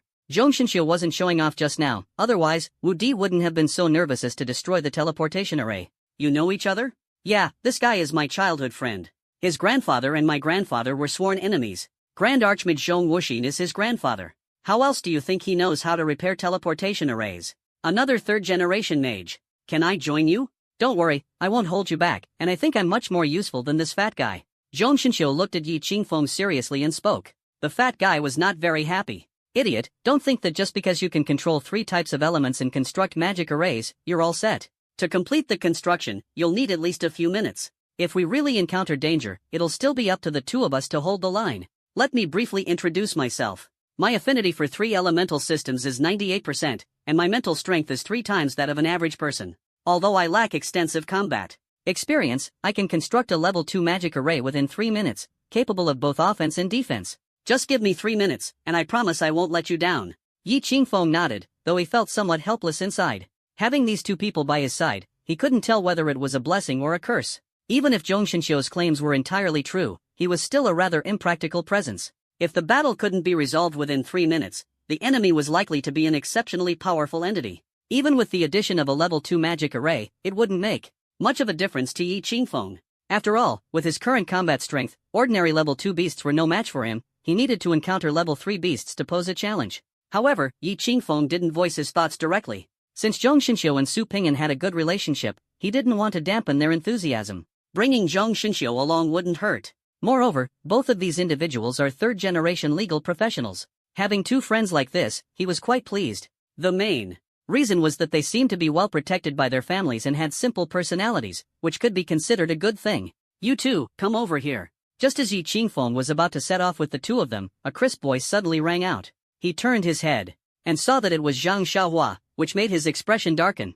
After all, poaching people right in front of him was rather excessive. What kind of background do these 2 have? Even the granddaughter of Vice Principal Zhang personally invited them, he wondered to himself. Stop staring and let's hurry up. The gap between people is really significant. We probably won't be able to enter that kind of circle, but we still need to present ourselves. Well, Yi Qingfeng understood that compared to these elite geniuses, they had no real competitiveness. However, if a mentor took notice of them, there might still be a chance. The more than 100 people in front of them were divided into several small teams. Most of the truly remarkable geniuses gathered together, some chose to act alone, while the remaining ordinary students formed their own groups. The others watching this scene were filled with confusion. Su Pingyan and Zhong Xinxiu's auras seemed ordinary, with nothing particularly special about them, leaving everyone puzzled as to why Zhang Xiaohua had invited them. At this moment, all those following Zhang Ziyuan and Zhang Xiaohua were geniuses at the peak level of practitioners. Miss Shang, poaching my people right in front of me seems rather inappropriate, doesn't it? Yi Qingfeng stepped forward, his expression still calm as he spoke. You can come over too. Although you have some physical issues, your current strength is enough to become my teammate. Zhang Xiaohua's voice remained lofty and full of pride. No need, we don't want to join you. Don't think you're impressive just because your grandfather is a half-step sage. If real danger arises, you won't be much help, Su Pingyan responded bluntly. Zhang Xiaohua's expression slightly darkened, feeling displeased. In that case, take care of yourselves. Don't blame me for not looking out for you later. She knew deep down that Su Pingyan and Zhong Xinxiu's strength was far from sufficient to team up with her, but their backgrounds made her tread cautiously. Zhang Xiaohua and her 7 companions quickly departed, heading toward the jungle ahead. Many lone adventurers and small groups had already entered the forest. Yi Qingfeng smiled and didn't mind, then called Su Pingyan and Zhong Xinxiu to follow him. His choice was completely different from the others. While the dense forest ahead made other students eager to try, he chose to walk along the edge. Don't rush, there's plenty of time to show off. Let's first take a look at the surroundings. Yi Qingfeng understood the principle of avoiding entering forests recklessly. He didn't want to make such a basic mistake, and as for others eager to take risks, he couldn't be bothered to care. See? I told you following Qingfeng would definitely be safe, Su Pingyan said with a relaxed expression. Stay close to me and don't get separated. If we encounter danger, we'll act together. I want to find a level 1 beast to practice our coordination first, Yi Qingfeng suggested to them. Yes, once we coordinate well, we'll go for a big score. There are tier 3 demonic beasts on this island, Zhong Shinshou said excitedly. If we really encounter a tier 3 demonic beast, it's best to run as fast as possible. Not just the three of us, even if everyone combined, we might not be able to defeat it, Yi Qingfeng said with a helpless shake of his head. The main challenge for them on this deserted island was hunting demonic beasts, but the tier 3 beasts present on the island were far from something they could easily handle. Even managing to severely injure or escape from one would be considered remarkable. The three of them conversed as they moved slowly. Yi Qingfeng walked along the coastline for half an hour, his expression gradually growing serious, as the island turned out to be much larger than he had imagined. After all, they were practitioners, and their movement speed was not slow. Even deliberately slowing down, the area they had explored in half an hour was only a small part of the island. What should we do now? Zhong Shinshou asked. Right now, we do nothing. Let's find a safe place to rest and recharge, Yi Qingfeng said seriously. Why is that? Even if the two of us are so good at fighting, we're definitely stronger than most others. Aside from those few powerful teams, if we go for the elemental crystals, we can surely make it into the top 10, Su Pingyan said, full of confusion. Anyway, there are only so many elemental crystals. Playing a few days earlier or later doesn't make much of a difference. Let's rest first, and when others have almost finished collecting, we can go find them then, can't we? Yi Qingfeng explained helplessly. Such a simple reasoning, yet Su Pingyan still couldn't understand. Ah, why didn't I think of that? As expected, you're so meticulous. By that time, the others will definitely be exhausted. But let's not idle these few days. Fatty and I can make some little gadgets, like elemental explosives. Exactly, and this guy can even make traps. We can carefully observe the terrain nearby first, then set up trap formations on some key paths and wait for them to walk right into it, Zhong Shinshou excitedly added. There should be enough materials on the island. We need to go collect them, Yi Qingfeng nodded slightly. Don't worry, my memory isn't as good as my grandfather's, but I can still recognize most common mage materials. You just focus on making explosives and traps. Yi Qingfeng was shocked in his heart. These two geniuses were even more cunning than he had imagined. However, they did not know that the entire island was currently enveloped in a faint blue light screen, and their conversation had long been recorded by the water screen sky mirror and transmitted to another island. Where on earth did these three bastards come from? The speaker was a middle-aged man dressed in a black brocade robe, holding a massive staff. His muscles bulged, resembling towering mountain peaks. Besides him, there were several powerful combat academy instructors in the room, who were currently seated on another nearby island, intently observing the performance of the new students. Originally, none of this was particularly appealing. The mentors were aimlessly switching through the pale blue screens in front of them, but suddenly, they switched to the scene of Yi Qingfeng and the other two. Coincidentally, the previous conversation was heard loud and clear by all the mentors. Ahem, I don't think there's anything wrong with it. Liking direct confrontation doesn't mean everyone does. I believe these three kids are using their brains well. Battle mages can use their brains too. At this moment, the elderly man with white hair spoke. This time, the main goal is to observe their combat experience in nature. If we let these three kids continue like this, what's the point of watching? We absolutely can't let them keep doing this. At that moment, the woman sitting in the corner suddenly stood up and spoke softly. The other mentors immediately fell silent. All right, since you're the strongest, you have the final say. But we can't interfere. The white-haired old man spoke again, clearly wary of this woman. What's so difficult about that? Just make sure they don't have the conditions. There are so many beasts on the island, creating a small-scale beast tide is a piece of cake. Hiss. The mentors collectively gasped, looking at her in shock. Li Lanxian, have you gone mad? These are all elite geniuses of our human federation. If anything happens to them, can you bear the responsibility? A refined man shouted hoarsely. To create a small-scale beast tide, with their strength, it is indeed achievable. By stirring up the elemental fluctuations on the island and utilizing the formations previously set up, it would naturally instill instinctive fear in the beasts, driving them into a frenzy to attack all living creatures. However, once this happens, the entire situation on the island would spiral out of control. If the elements become chaotic, even if they intend to provide immediate support, they would be affected, causing delays. Once the beasts go berserk and enter a beast tide state, these creatures will attack desperately. Under normal circumstances, even if the students cannot defeat them, they would still have a chance to escape. Even if escape is impossible, they are always watching and would provide rescue at the earliest opportunity. But now the situation is completely different. Chao Tianxiong. Don't forget that this time the principal has entrusted me to take charge. Others may not know, but you understand as well as I do, that we can no longer let them grow at a leisurely pace like before. We must put enough pressure on them, even if it means making some sacrifices. Li Lanxian shouted sharply, her palm emitting a faint golden glow. It turned out she was a rare light element mage. The refined mentor called Chao Tianxiong had a stiff expression on his face and only sat down dejectedly after a long while. Since it's the principal's decision, I won't say more. Let's proceed this way. Old Chao, don't get upset. After all, you know the current situation. Another saint of the demon race has emerged on their side, and humanity's position is extremely precarious. Our generation grew up in relatively favorable conditions, but the future for these youngsters will be much tougher, with even the frequency of beast tides likely to increase. Su Tianqing, the white-haired old man, continued, I entered East District University at the age of 20, and I've been here for over 100 years. Now, during which I've been to the front lines more than 30 times. In terms of seniority, I'm the most experienced among us.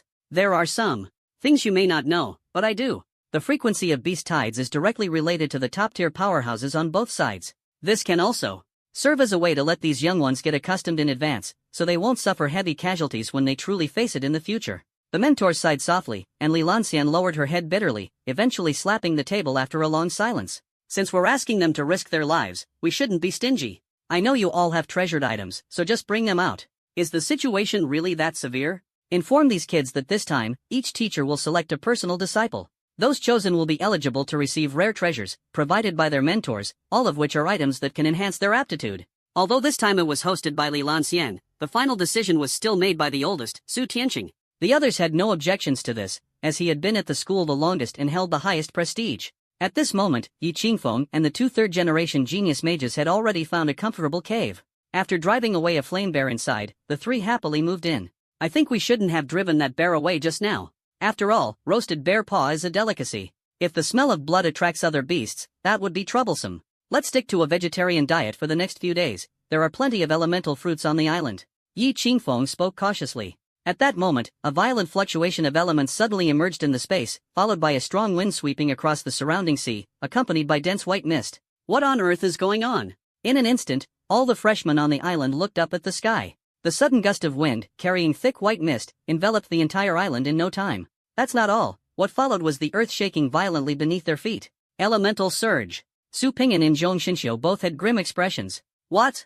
Yi Qingfeng didn't understand what this meant, but instinctively felt an unparalleled sense of crisis. Simply put, we're about to face a beast tide. Su Pingyan explained, his voice trembling slightly. You know about beast tides, right? Every time there's an elemental surge, the beasts enter a frenzied state and attack humans madly. And contrary to what most people think, many believe this is a natural elemental phenomenon, but it can actually be artificially induced if there are strong enough individuals. What does this mean? Could it be that the people at school really intend for us to face a real beast tide? This is life-threatening. Yi Qingfeng stood up with a grim expression, walked to the edge of the cave, and stared at everything before him. Initially, Yi Qingfeng had deliberately discovered this cave on the towering cliffs by the seaside as a safe stronghold. At this moment, standing at the entrance and looking out, all he could see was a vast expanse of white mist, and even the previously calm elemental forces had become unusually turbulent. Roar! A piercing roar emanated from the center of the island, and the white mist in the air unexpectedly formed visible ripples, spreading outward in a spectacular display. What is that sound? Zhang Ziyuan led his men to a towering tree, cut off its crown, and crouched on the trunk. Though they were safe, his expression grew exceedingly grim. This is big trouble. On the other side of the forest, Zhang Xiaohua slew a level 2 giant water snake in an underground cave.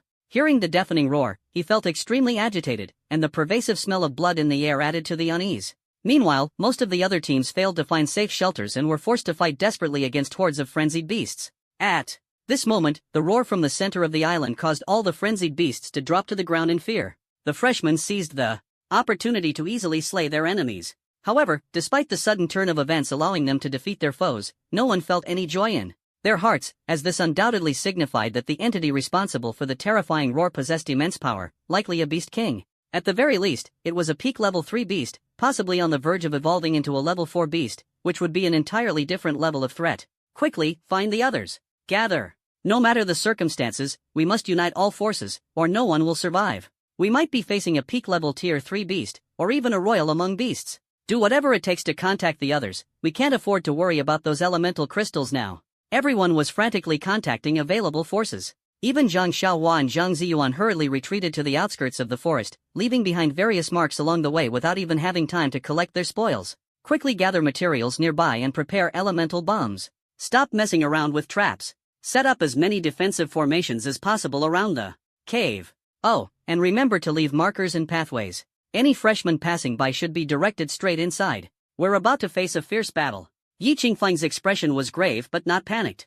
Instead, he calmly instructed Su Pingyan and Zhong Xinxiu, knowing that panic would only lead to trouble. These two, previously sheltered by their families, had never faced such a crisis. and were already in turmoil. However, upon hearing Yi Qingfeng's deep and steady voice, they seemed to find their anchor, and their inner chaos slightly subsided. Exchanging a glance, they immediately began to act without hesitation. "MMP, if I don't gain enough from this trip, I'm transferring schools immediately." Yi Qingfeng raised his middle finger and thrust it forcefully toward the sky, unsure if the mentors were paying attention to him. But he knew that this sudden change was definitely not normal, otherwise, with the mentor's abilities, how could they fail to notice it? He was puzzled as to why the trial had suddenly become so dangerous, with a high likelihood of fatal outcomes. All he could do was to protect himself and his two friends to the best of his ability. They had traversed half the island, and this cave was considered one of the safest places. If a beast tide were to occur, with the beasts stampeding in all directions, this spot would be the easiest to defend. Located atop a mountain peak, there was only one path leading to the cave, and blocking this path would be enough to fend off a large number of beast attacks. "Help! Oh no! Isn't that Su Fatty's voice?" Yi Qingfeng instantly turned into a blur, dashing madly out of the cave. Elemental fluctuations surged beneath his feet as the swift movement technique activated in an instant. Just after leaving the cave, they had been setting up an array nearby to gather materials, only to unexpectedly encounter danger. When Yi Qingfeng arrived at the scene as fast as he could, he breathed a slight sigh of relief. Su Pingyan and Zhong Xinxiu were huddled tightly together, surrounded by fiery red elemental energy, barely managing to stay safe. "Qingfeng, be careful. This is a peak-level Tier 2 beast. You and Fatty find a way to hold it off and give me 2 minutes." Zhong Xinxiu's palm revealed a flame mark, manipulating the surrounding fire elements as the towering mountain giant, standing 2 zhang tall, approached menacingly. "You all retreat first, I'll hold it off. Hurry and set up the magic array." Yi Qingfeng let out a low roar, instantly drawing the flaming longsword from his back, slashing out a fiery red arc with force. The blade of flame transformed into a 2-meter-long fiery blade light, its dazzling brilliance bursting on the giant's body, emitting a piercing sound as sparks flew everywhere. "My goodness, that's way too fierce. Fatty, how did you find such a fierce guy? Who told me this was a law practitioner? Even Zhang Ziyuan and Zhang Xiaohua aren't this formidable." Zhong Xinxiu stared in shock at the scene, utterly incredulous. "What kind of joke is this? A law practitioner can actually face off head-on against a level 2 peak mountain giant without being at a disadvantage, even slashing it over a dozen times, forcing the giant to retreat step by step. As a level 2 peak earth attribute demonic beast, the mountain giant possesses immense brute strength that ordinary people simply cannot contend with." Yi Qingfeng, however, was unaware of the astonishment of the two geniuses behind him. Instead, he felt exhilarated. Ever since using the blood of the berserk bear to temper his body, combined with that unique meditation technique, his physical condition had long surpassed that of ordinary people. "I said, how about I still help you? It feels like you don't need my help." Su Pingyan scratched his head helplessly. "Hurry and help me. I don't know how long Yi Qingfeng can hold on, we need to hurry." While speaking, Zhong Xinxiu mobilized a powerful mental force, quickly constructing one elemental trajectory after another. Green vines unexpectedly sprouted from the surrounding soil. Just as Yi Qingfeng was hacking away with enthusiasm, he heard Zhong Xinxiu and Su Fatty shouting from behind, "Move aside." He instinctively stepped back. Fortunately, the giant was powerful but slow-moving, so even though Yi Qingfeng exposed a flaw, it couldn't catch up. After rolling on the ground once and standing up, a fist-sized, glowing green seed appeared before his eyes. With the help of Zhong Xinxiu's spiritual power, it wobbled and landed on the rock giant. At first, the giant didn't notice, but it soon sensed the danger and turned to flee. It was already too late. The seed instantly sprouted countless vines, rooted itself on the giant, and ultimately tore it into pieces. "Ah! Zhong Xinxiu, you idiot, stop right now. If the beast's inner core gets ruined because of you, I'll fight you to the death." Yi Qingfeng witnessed the scene, clicking his tongue in amazement, while Su Pingyan's screams echoed in his ears. "Don't worry, you fatso, I've got this." Zhong Xinxiu smiled faintly and clenched his hand sharply. The vines instantly turned into green elements and dissipated into the air. At the same time, the giant, originally 2 zhang tall, crumbled into a pile of rocky fragments, with an earth-yellow crystal gleaming at the center. "Ha! We're going to strike it rich this time. This is the beast core of a mountain giant, capable of causing mutations in earth element users, enhancing physical defense, and even granting the ability to comprehend innate spells and a rocky physique. Its market price is nearly 10 million. A chubby figure dove toward the earthy yellow crystal as if flying. Yi Qingfeng couldn't help but laugh. Logically speaking, with Su Pingyan's wealthy family, he shouldn't be this excited about such a thing. "Qingfeng, you and Dummy can split this thing. I didn't contribute much, so I better not take it." Su Pingyan reluctantly placed the earthy yellow crystal in front of Yi Qingfeng, gazing at it longingly. "Well, there was something I forgot to mention earlier. How should we divide our future gains? Since it's been brought up, let's discuss it. This time, the 3 of us will split it evenly." Yi Qingfeng tossed the earthy yellow beast core in his hand and looked at the 2 people in front of him as he spoke. "According to the contribution, the one who contributes the most gets the largest share, and the one who contributes the least gets the smallest share. What do you think? No objections. Sounds good. Pingin, you are the most familiar with the market for these items, so let's leave them with you for safekeeping. After we leave, you can help sell them, and we'll calculate all the money in detail. Is that okay? This is naturally not a problem. Su Pingin's family has always been in the business of alchemical potions, and they have their own sales channels for these commonly used materials, ensuring reasonable prices. After confirming the allocation method, Yi Qingfeng and the other two began setting up one defensive formation after another around the area. Yi Qingfeng, in particular, took the opportunity to observe carefully. However, after watching for a long time, he still couldn't make sense of it. Forget it. You just don't have the talent for this kind of thing. Stop worrying about all these trivial matters. They're all side paths anyway. Focus on your cultivation. Once your elemental power becomes strong enough, everything can be destroyed with a single blow. Old Jiesher, who hadn't spoken for a long time, suddenly said, "You scared me. Can you stop being so sneaky? This is simple. East District University is full of experts. If I get discovered in my current state, I'm done for. If your principal sees me, who knows what that old geezer might be thinking? Then I'd really be finished." Old Stone sneered as he spoke, then disappeared again, seemingly hiding once more. Yi Qingfeng felt helpless and decided to follow the path down to see if there were any other beasts around, planning to test his skills on a few. Perhaps due to the influence of the white mist, the wild grass on the ground grew tall, reaching up to his knees. Yi Qingfeng carefully walked along the overgrown mountain path, as unique beasts might be lurking within the wild grass. At that moment, Yi Qingfeng suddenly bent down and instinctively swiped to the right, hearing a sharp sound of something slicing through the air. Turning his head, he was startled to see a giant mantis behind him, its extended forelimbs as sharp as blades, staring at him intently. My goodness, how did I end up encountering an insect-type beast? Insect-type demonic beasts are often more powerful than beast-type ones. For instance, some ant demonic beasts possess immense strength, capable of easily lifting objects dozens of times their own weight. Once they become demonic beasts, dealing with them tends to be even more challenging.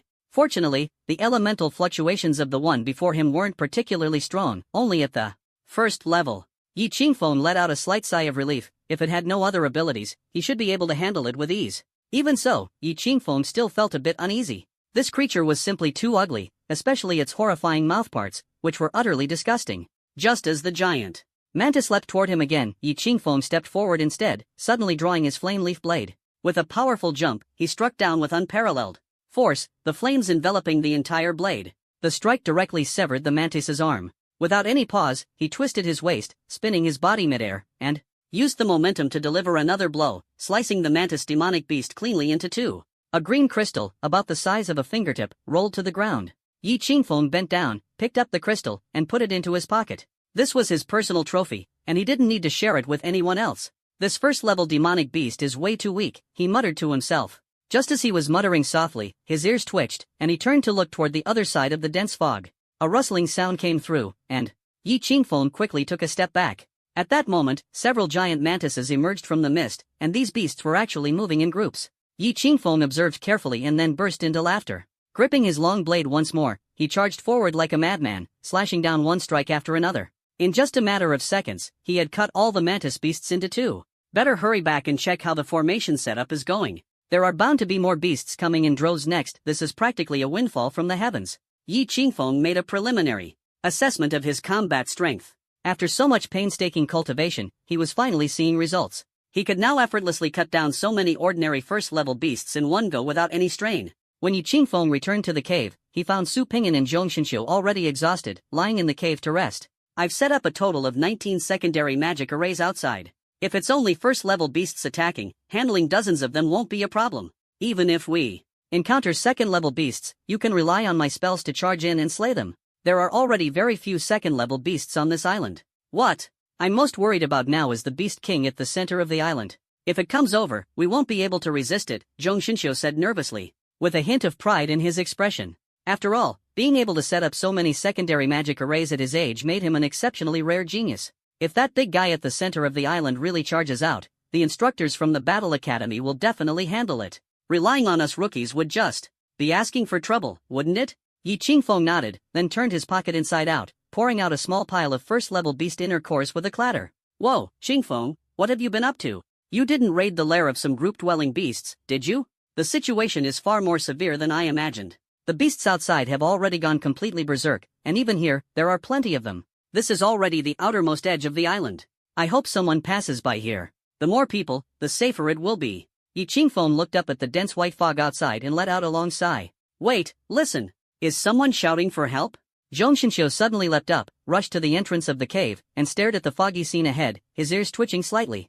Xin Yu and Su Ping'an exchanged a glance and immediately followed to the cave entrance. Xin Yu listened carefully, then raised his head and said, "It seems there are others nearby, probably under attack by a monster. There seems to be quite a few of them. Should we go down to save them?" Su Ping'an hesitated as he looked at the dense white mist, asking the question while understanding in his heart that if they went out to save people, they themselves would also face great risks. "You two stay in the cave and wait. I'll go out and see if I can bring them over. There are prearranged formations along the way, so it shouldn't be a problem.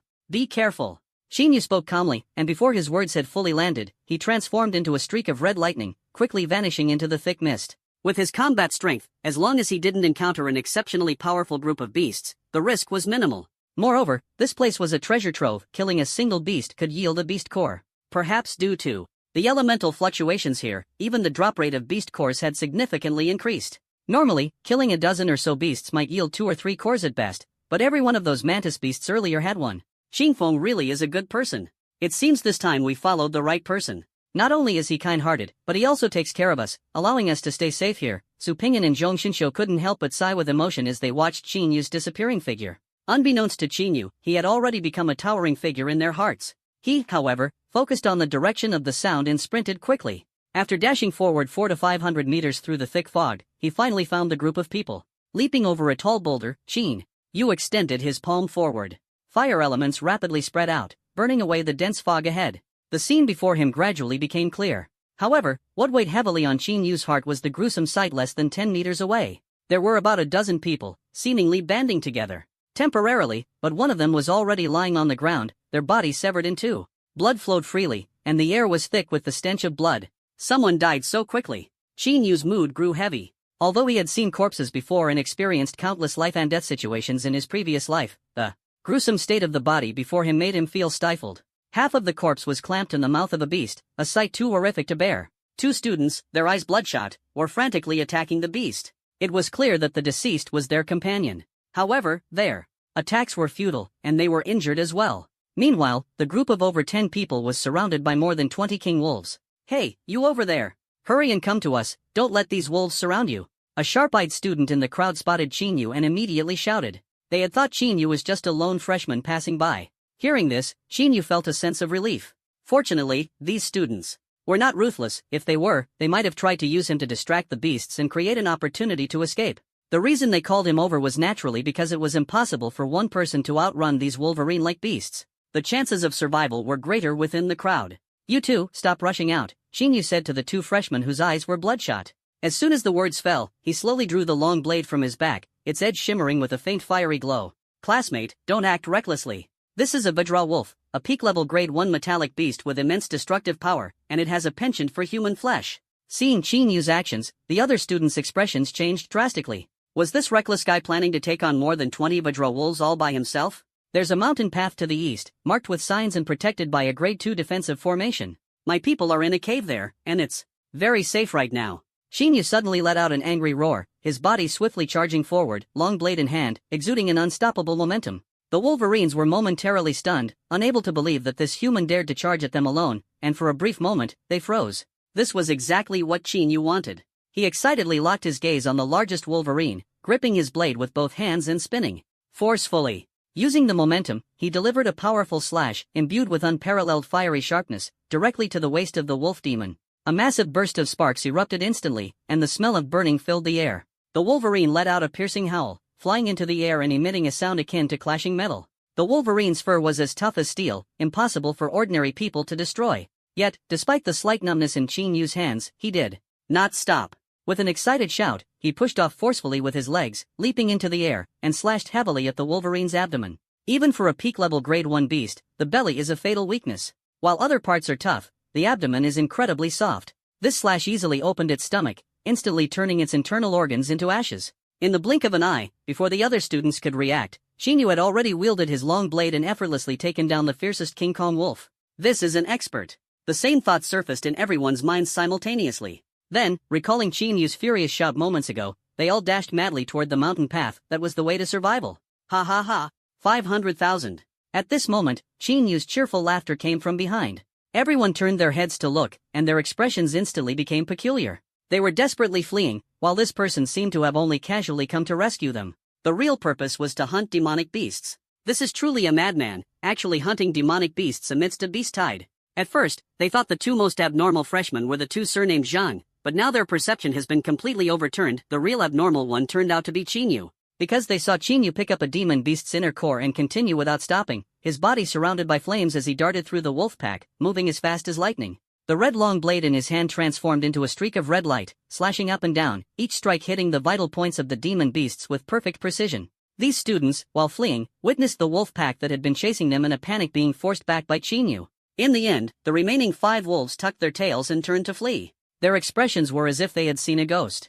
These wolverines, originally so ferocious and intent on devouring them, were now being slaughtered by a single person to the point of collapse, ultimately fleeing with their tails between their legs. Wolverines are not ordinary first-level beasts, they are powerful creatures, often at the top of the food chain, and they usually act in groups. Under such circumstances, ordinary people can only flee in panic, not daring to confront them directly. Even talented students would have no choice but to escape in disgrace, completely powerless to resist. May I ask for your name, fellow student? Thanks to you, we would have already become food for the beasts otherwise. A severely injured student stepped forward and said gratefully, seemingly the backbone of this group. Everyone here is a freshman at East District University, so why is the gap so vast? Chinyu cheerfully picked up precious beast cores among the corpses, occasionally letting out a silly laugh. Meanwhile, the other students stopped running. With all the beasts dead, what was the point of continuing to flee? How can the gap between people be so wide? How is Chinyu so much stronger than them? Could he truly be a naturally gifted battle mage? A sharp-eyed student noticed that Chinyu finally stopped in front of the corpse of a wolf demon. Instead of taking action, he carried the corpse over to them. The classmate who just passed away had half of their body crushed by this beast. I'll leave it to you, Chinyu said to the 2 students whose eyes were red with anger. Seeing their uncontrollable tears, Chinyu felt a slight stir in his heart. Thank you. It's nothing. We're all classmates, it's only right. Remember, after venting your anger, hand over the demon beast's inner core to me. Chinyu turned and walked toward the other students, thinking to himself, avenging you is already the utmost kindness, this demon beast's inner core is mine to take. What are you standing there for? Hurry up and go. Get some proper rest, a tough battle lies ahead. The beast tide had just begun, and Chinyu had already encountered 2 waves of demonic beasts, each wave more ferocious than the last. When he led the group back to the cave, he noticed that several more protective formations had been added along the way. With just us, can we really defend this cave? A freshman couldn't help but ask. No wonder someone raised such a question. Although this cave is easy to defend and hard to attack, once a full-scale beast tide erupts, even second-level, demonic beasts will swarm in, not to mention the terrifying presence at the center of the island. If it really appears, they won't be able to withstand it. With just the dozen of us, of course, it's impossible. But we can contact other students on the island. Even if some unfortunately meet their end, we should still be able to gather nearly 100 people. Gathering in this cave should be sufficient, Chin. You said slowly, looking at the thick fog outside. The others nodded one after another, but when it came to who would go out to make contact, everyone fell silent. The outside was so dangerous that going out meant a high likelihood of encountering misfortune. After a dozen seconds, the 2 students who had previously avenged their companions stepped forward. You 2 go together, and I'll act alone. If you encounter danger, remember to find a place to hide. If it's really impossible, come back immediately. Safety first. Chinyu had long wanted to venture out. This kind of environment was actually more suitable for him. After all, even demonic beasts would be affected in the thick fog.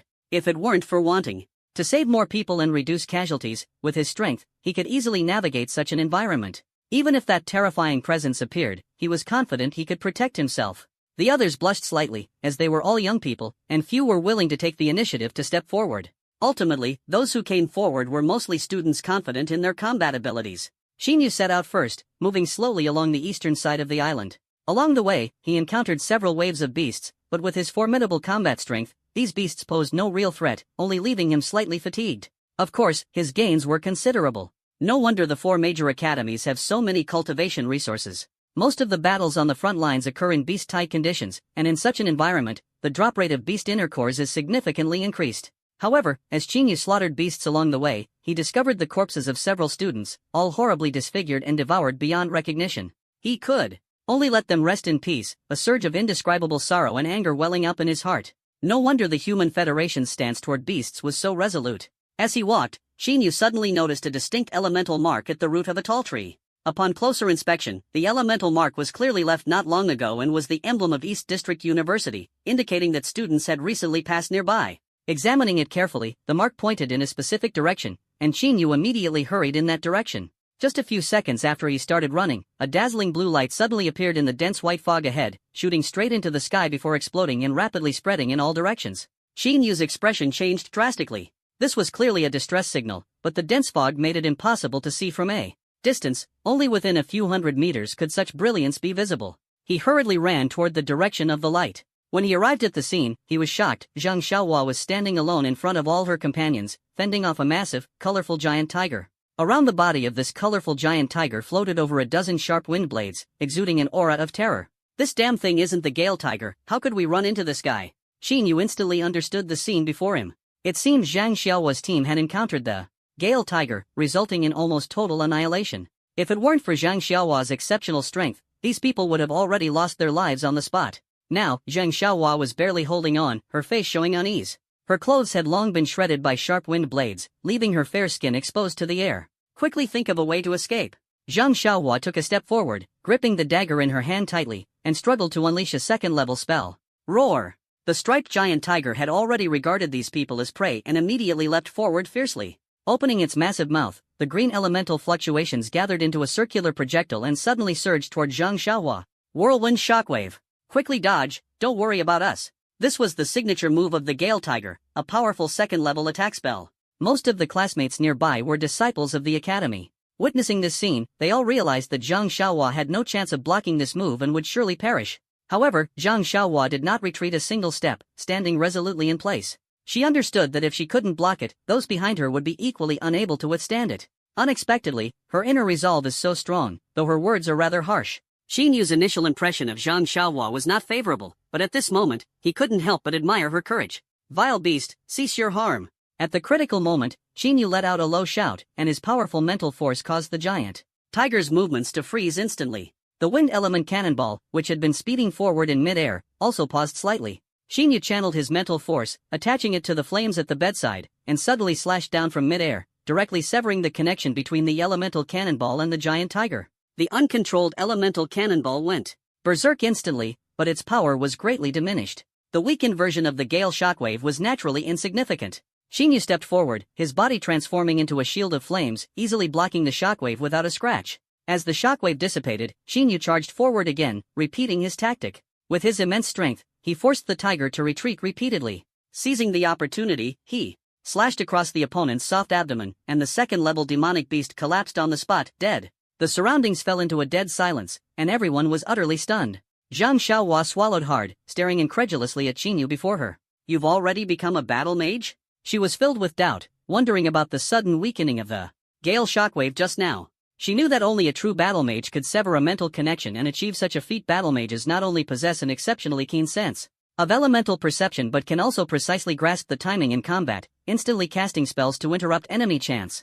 The flame shield Xinyu triggered earlier, his method of neutralizing the Gale shockwave with fire elements, and his stunning display of severing the enemy's mental connection all proved that he had indeed become a battle mage. If it were merely about being a battle mage, it might not be so shocking. After all, Zhang Xiaohua herself was one, and being able to cast instant spells and interruptions was enough to qualify as a battle mage. However, Xinyu's performance far exceeded the norm. I don't know. Xinyu was now squatting beside the corpse of the Gale Tiger, rummaging for a long time but looking utterly disappointed. He hadn't found a beast core. What bad luck. This was a peak-level tier 2 beast. As for Zhang Xiaohua's question, he completely ignored it. This time, it's all thanks to you for saving me. Without you, we all would have died. Zhang Xiaohua said gratefully. You've hunted quite a few beasts along the way, haven't you? Hand over all the elemental crystals and beast cores to me as repayment. That way, you won't owe me any favors in the future.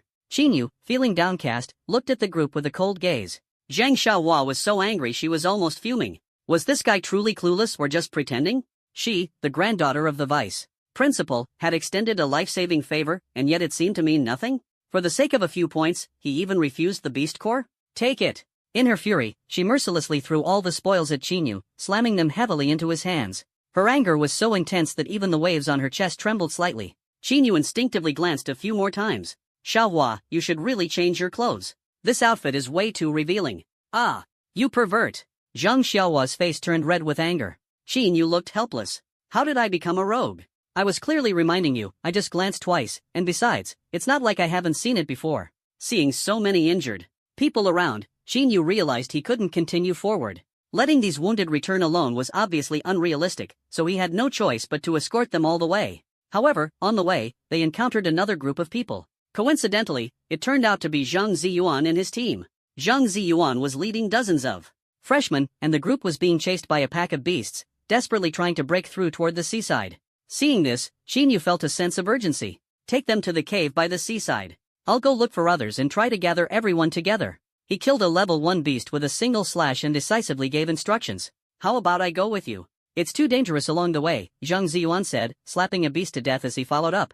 Maybe we'll encounter second-level demon beasts. Without top-tier combat power like yours, they'll be in even greater danger, Xinyu responded as the flame blade shot out, instantly killing 2 wolf demon beasts.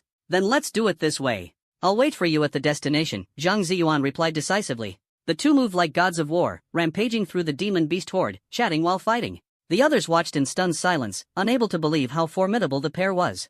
On another island. Why are Xinyu and Zhang Ziyuan so ruthless? Someone exclaimed nearby. I wasn't as arrogant as them back in the day. I want this Xinyu, no one better fight me for him. Chao Tianxiang pointed ahead. I'm worried you'll get killed by someone else. Wu Di seems to have his eye on Xinyu, another person reminded.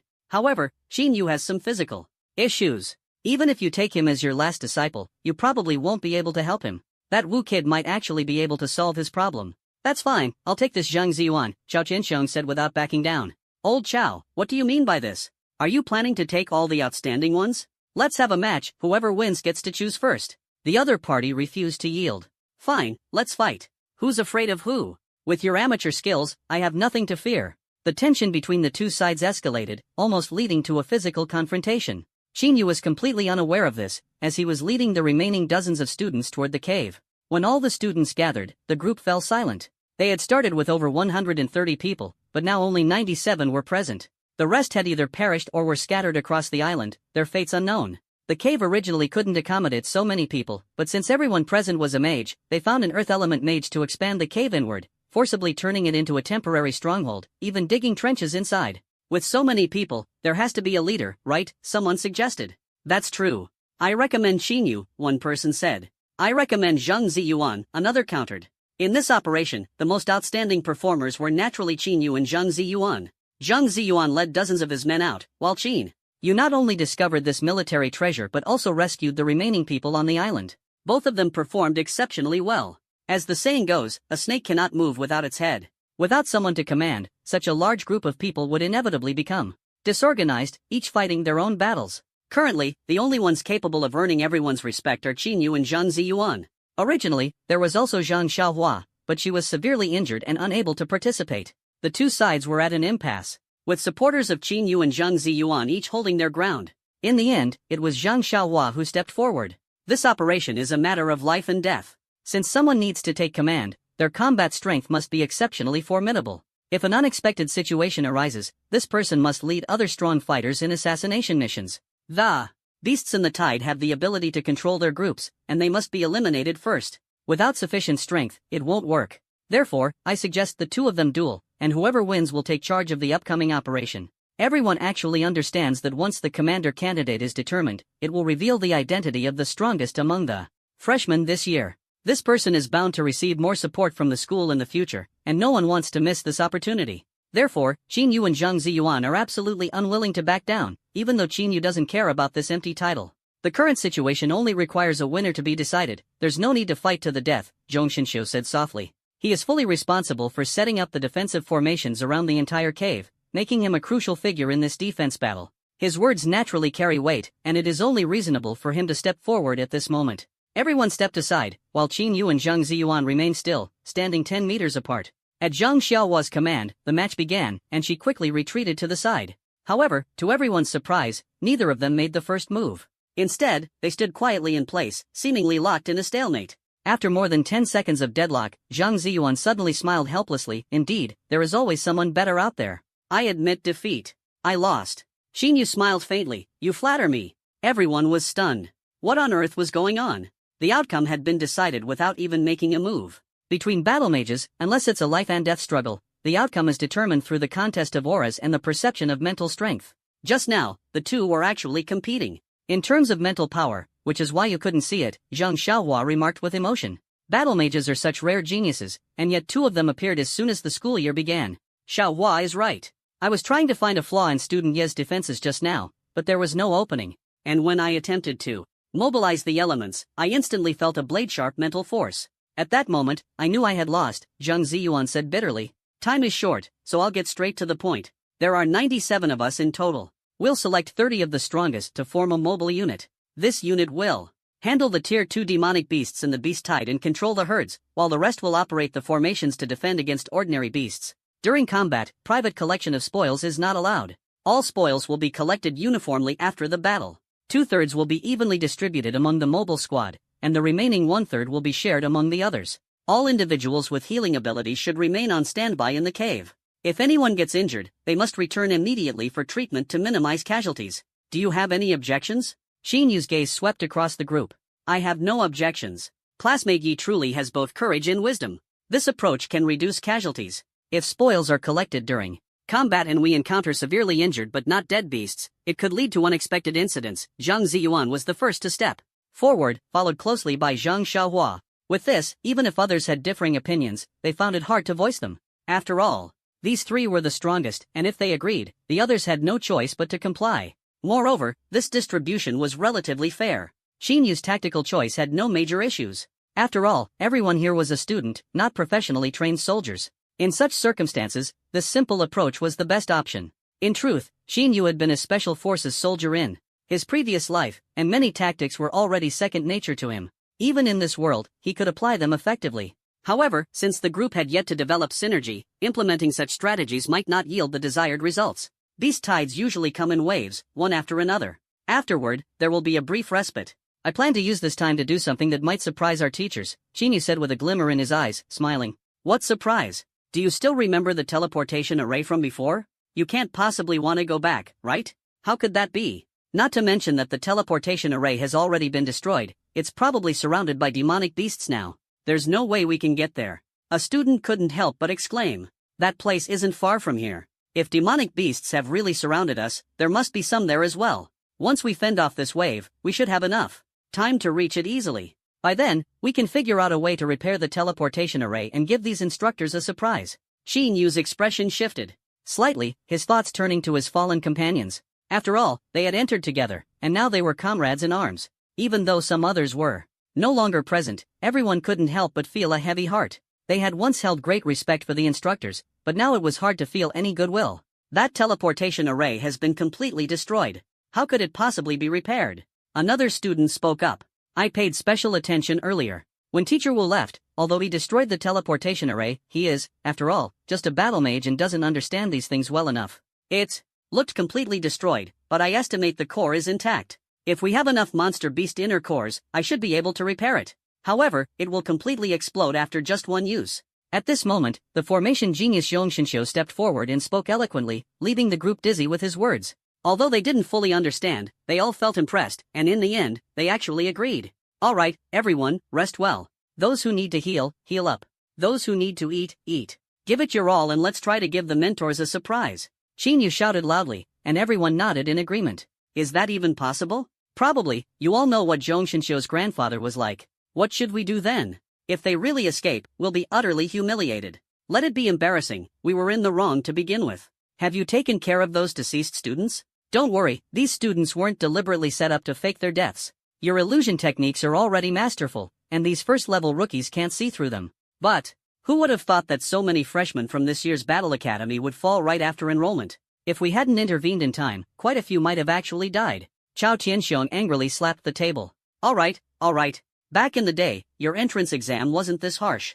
If you had encountered such a situation when you first enrolled, can you guarantee you wouldn't have had an accident? Not bad, at least they understand the importance of unity among classmates. Only one person abandoned their companions and fled in the face of danger. I've already reported this person to the academic office, and they'll be advised to withdraw upon returning. Su Tianqing, with a head full of white hair, slowly walked in from outside. These kids probably don't have a good impression of us now. They think we don't treat them as human beings or value their lives. I don't know whether Qin Yu is trying to embarrass us or has other intentions. If it's truly the latter, then he is truly outstanding. The mentors all nodded in agreement. After all, they hadn't explicitly told these students that this upheaval was caused by them. In such a situation, if they foolishly tried to endure wave after wave, it would be downright stupid. If this upheaval wasn't under their control, stubbornly defending to the end would ultimately lead to total annihilation. Switch the camera over, these kids are huddling together again, definitely plotting something. Just as the mentors were discussing, the scene changed. Again. After leaving the crowd, Xinyu, Su Ping'an, and Zhong Xinxiu gathered together once more, while Zhang Xiaohua and Zhang Ziyuan quietly joined them. Why are you here? Xinyu asked in surprise. We felt like you didn't finish what you were saying earlier, Zhang Ziyuan and Zhang Xiaohua replied in unison. I didn't expect you to notice after all. Xinyu sighed, feeling a bit helpless. Xingfeng thinks it's really foolish to keep guarding like this. Do you know when that big guy inside will come out? If our mentors are late in rescuing us, the consequences could be very serious. Moreover, the mentors might not even know about the changes happening here. Although the possibility is extremely small, it still exists. Su Ping'an whispered, furtively glancing around, afraid of being overheard. Since that's the case, why not tell the others? As soon as she spoke, Zhang Xiaohua regretted it, her face slightly flushed. Of course, it's because we're afraid of destabilizing morale. This kind of thing is better left to just the few of us, the others don't need to know to avoid causing chaos. Xinyu also faintly felt this reasoning made sense. After all, the students now believed that while danger existed, most of them would survive in the end, as the mentors would eventually conclude this trial. However, if Xinyu were to voice his thoughts, it might cause a major upheaval. Impressive, I truly admire you this time. I hadn't considered these things at all before, and now it seems I was still too naive. Fortunately, this time, you are the commander of the operation. Zhang Ziyuan silently marveled in his heart, realizing how insignificant his previous speculations seemed in comparison to Qinyu's analysis. These are merely some personal guesses of mine. But even if I'm wrong, it doesn't matter to us, instead, it would allow us to vent our frustration. If what I said is true, then this is our last path to survival. Qin.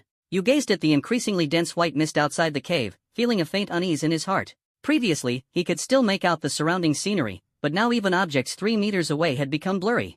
Everyone fell into silence. At midnight, a sudden violent tremor erupted as countless beasts frantically launched an attack on the cave. Fortunately, the protective formation and the single pathway allowed everyone to barely fend off the assault. During the attack, nearly 10 second-level beasts appeared. Under the leadership of Qinyu, Zhang Ziyuan, and Zhang Xiaohua, the elite members of the mobile team went all out. After a night of fierce battle, they finally managed to slay all the second-level beasts. By dawn, the beasts gradually retreated. Although most were eliminated, some still remained. The air was thick with the pungent smell of blood. While checking the injured, Qinyu was pleasantly surprised to find that, despite the brutal battle, many had only minor injuries, with only 3 suffering serious wounds, none of which were life-threatening. After receiving healing spells, they were recovering quickly and were expected to fully recover within a day or two. However, this was not what excited him the most. What thrilled him even more was his earlier reconnaissance, which revealed that the beasts near the teleportation array were a rare species of bear-type beasts. During last night's attack, these bear-type beasts were present in significant numbers. After last night's fierce battle, everyone should take the time to rest. At noon, we'll head to the seaside to repair the teleportation array and surprise our mentors when we return. All the students shouted excitedly. For them, this night's battle was their first life and death experience, and the majority of the students felt the same way. During the night, Qinyu's performance was particularly stunning. Fiery red shadows danced across the night sky, seemingly omnipresent. Whenever a powerful beast appeared, this fiery red shadow was always at the forefront. Most of the second-level beasts from last night were personally slain by Qinyu. The low casualty rate was largely thanks to Qinyu. By eliminating the beasts responsible for commanding, the beast hordes naturally fell into disarray. The students easily divided and surrounded them, finishing them off. Most people returned to the cave to rest, while Qinyu led other logistics personnel to collect the spoils of war from the battlefield. In the end, they piled up a small mountain, nearly 500 beast cores and countless materials of various kinds, leaving even Su Ping'an dumbfounded. I probably wouldn't dare to sell these things through my family's channels. It's better to hand them directly to the school. Exchanging them for Federation currency or other corresponding resources is more appropriate, Su Ping'an said without hesitation. He didn't even consider selling them through his own channels. Although that would yield greater returns, the school would undoubtedly be displeased with him. Even though these are basic materials, the sheer quantity adds up. With such a large amount, divided among over 90 people, everyone could be considered to have struck it rich overnight. Especially Qinyu's group, which accounted for 1/3 of the people but received 2/3 of the profits, an astonishing fortune. Store the items first, we'll come back to retrieve them when we have time. Right now, the most important thing is survival. Everyone, rest up and prepare to set out. If there had been any lingering dissatisfaction before, after a night of fierce battles, everyone was convinced When Xinyu spoke, everyone nodded in agreement, with no further objections. At noon, when Xinyu led his team to their landing site, they indeed found some injured beasts lazily lying on the ground, completely unprepared for an attack. They were easily dealt with. Quick, go check if it can be repaired. Zhong Xinxiu hurriedly rushed to the abandoned teleportation array, swiftly moved the stones aside, and unearthed a massive pillar covered in intricate carvings. Although part of it was damaged, most of it remained intact, making him burst into delighted laughter. Sure enough, Teacher Wu is just a brute who doesn't understand the subtleties here. Most of the lower part is still fine. I can completely repair it within an hour, but it will require consuming quite a few demon beast inner cores. Last night's harvest will probably need to use up 1/3. On another island, Teacher Wu watched them idly. Upon hearing this remark, his face immediately darkened. So you think you're the smart one, huh? Just wait and see how I deal with you. An hour later, all the beast cores were piled onto the teleportation array, burning and releasing a massive amount of elemental power. The entire portal was enveloped in colorful elemental waves, dazzling like a 7-colored pillar of fire. After confirming it was usable, all the students were gradually brought back. Eventually, these elements transformed into a massive, illusory spatial passage, and everyone lined up to walk through it. Just like when they arrived, there was another bout of dizziness. When they opened their eyes again, their faces were filled with shock, as the place they appeared in was not the school but another deserted island. Standing suspended in midair before them was a mentor from the Battle Academy, smiling as he looked at them, clearly already aware of their movements. You little brats are quite something, actually trying to make us lose face. Did you really think I wouldn't know what you were up to? Chao Tianxiong snorted coldly. Alright, stop scaring these kids. Do you have some complaints about our mentors? Take another look at who's over there. With her long hair flowing, Su Tianqing gently waved her hand, and on another clearing, the elemental fluctuations dissipated, revealing those students who had previously been unseen, even the ones thought dead were standing there safe and sound. I admit this trial was more difficult than in previous years, but no one actually died. Those who were severely injured were saved by me using illusions. You just didn't know and thought they were dead, which was meant to put more pressure on you. The freshmen stood on the other side, their faces darkened, their hearts uneasy, and they began to doubt whether they had been eliminated. At that moment, Su Tianqing stepped to the front and calmly said, "Your performance this time was very good. In previous years, the Combat Academy would eliminate some freshmen, but this time only a few were eliminated, and the reason was desertion and abandoning comrades." At this point, Su Tianqing let out a cold snort. If it were a life-and-death crisis, it would be understandable, but choosing cowardice and fear of death when you could still fight is unacceptable. On the battlefield, such people would be treated as deserters and executed on the spot. These words sent a chill down everyone's spine, and their unease deepened. Your performance has been observed by the mentors. Some of you performed exceptionally well, while others were average. Specific feedback will be communicated to you by the respective mentors. However, there is one piece of news I can share with you now. This time, each mentor will select one disciple, and these disciples will enjoy unique benefits. This is also a form of compensation for you, as you are all still young and have endured the impact of the beast tide, which may have left you with some resentment toward us. Su Tianqing seemed indifferent to this, but among the crowd, many students felt ashamed for having cursed the mentors behind their backs and lowered their heads. Now, I will take you to the Combat Academy and help assign your mentors. Those whose names I call will stay behind, and you can choose your own mentor. Subsequently, Su Tianqing listed a series of names. Although the number was small, only 10 people, the other students looked enviously at the 10 who were called, secretly guessing that these individuals must be the entry-level disciples. Su Tianqing quickly left with the other students, leaving Yi Qingfeng quite surprised to see that Su Ping'an and Zhong Xinxiu had stayed behind, along with Zhang Ziyuan and Zhang Xiaohua. He was very familiar with these four, while the other 5 were only vaguely recognizable, though they had all performed outstandingly in the previous battles. Just as everyone was feeling uneasy, a figure floated over like the wind from the edge of the mountain ahead. Let me introduce myself first. There are only 5 mentors responsible for teaching the freshmen in this battle academy, and I am one of them. Here is the detailed information about the 5 mentors. Once you've made your choice, let me know. Chao Tianxiong smiled, pushed his hands forward, and 10 balls of light flew out from his loose robe, drifting gently to the 10 people in front. Yi Qingfeng reached out to grab one and opened it to take a look. The Battle Academy had arranged 5 mentors this time, each of them highly skilled and outstanding in teaching abilities.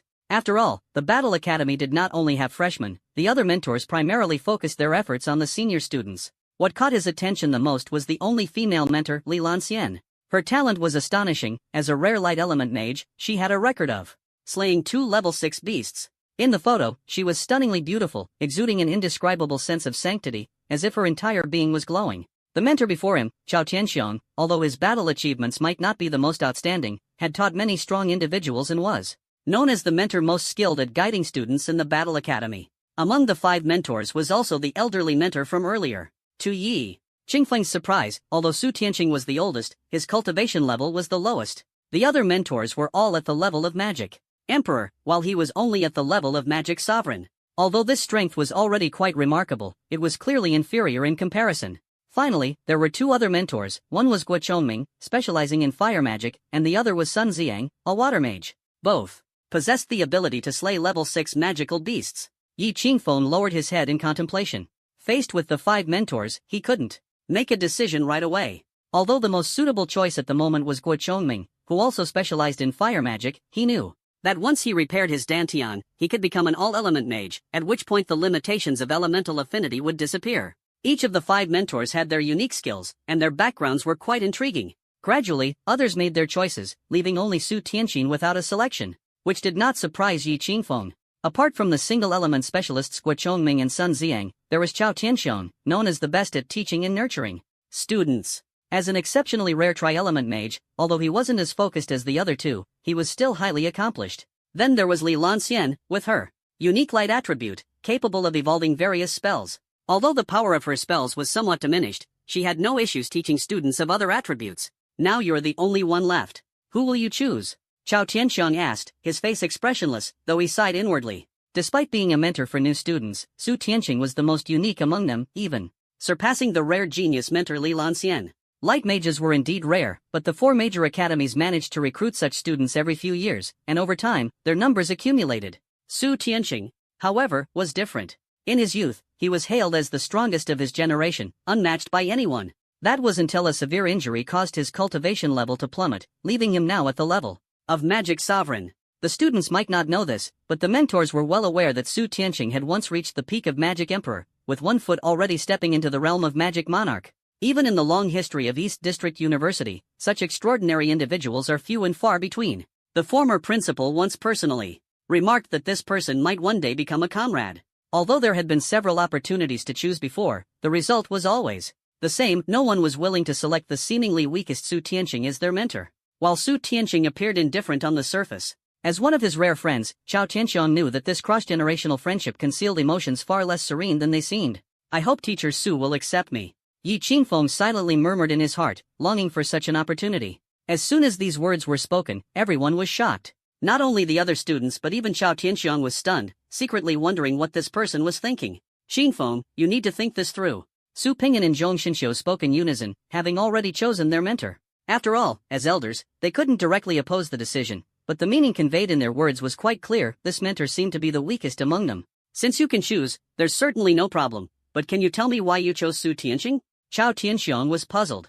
Even Zhang Xiaohua knew little about Su Tianqing's past, as this history was extremely secretive, and very few people within the school were aware of it. Yi Qingfeng was completely unaware of this, making such a choice seem even more unreasonable.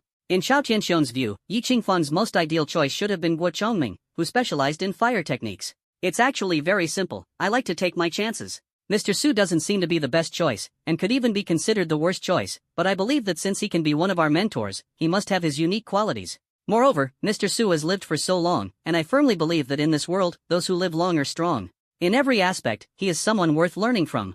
Yi Qingfeng explained calmly, while Chao Tianxiong stared at him in surprise. After a moment, he nodded in satisfaction. You're very smart. I can only say that your choice is correct, and you won't regret it in the future. Since you've made your decision, follow me. Hearing this, Yi Qingfeng couldn't help but secretly breathe a sigh of relief. His decision to choose Su Tianqing indeed carried a certain element of risk.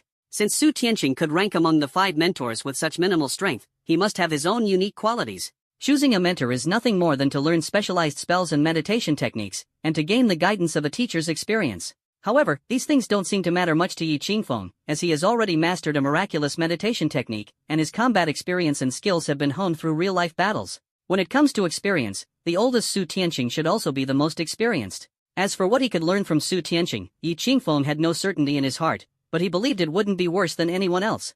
Originally, Yi Qingfeng thought he would return to the campus through the teleportation array, but to his surprise, Chao Tianxiong wrapped them in wind elements and directly flew through the air, crossing dozens of nautical miles. When you reach the realm of Law Sovereign, you will be able to travel through the air. If you study and practice diligently, one day you will achieve it too.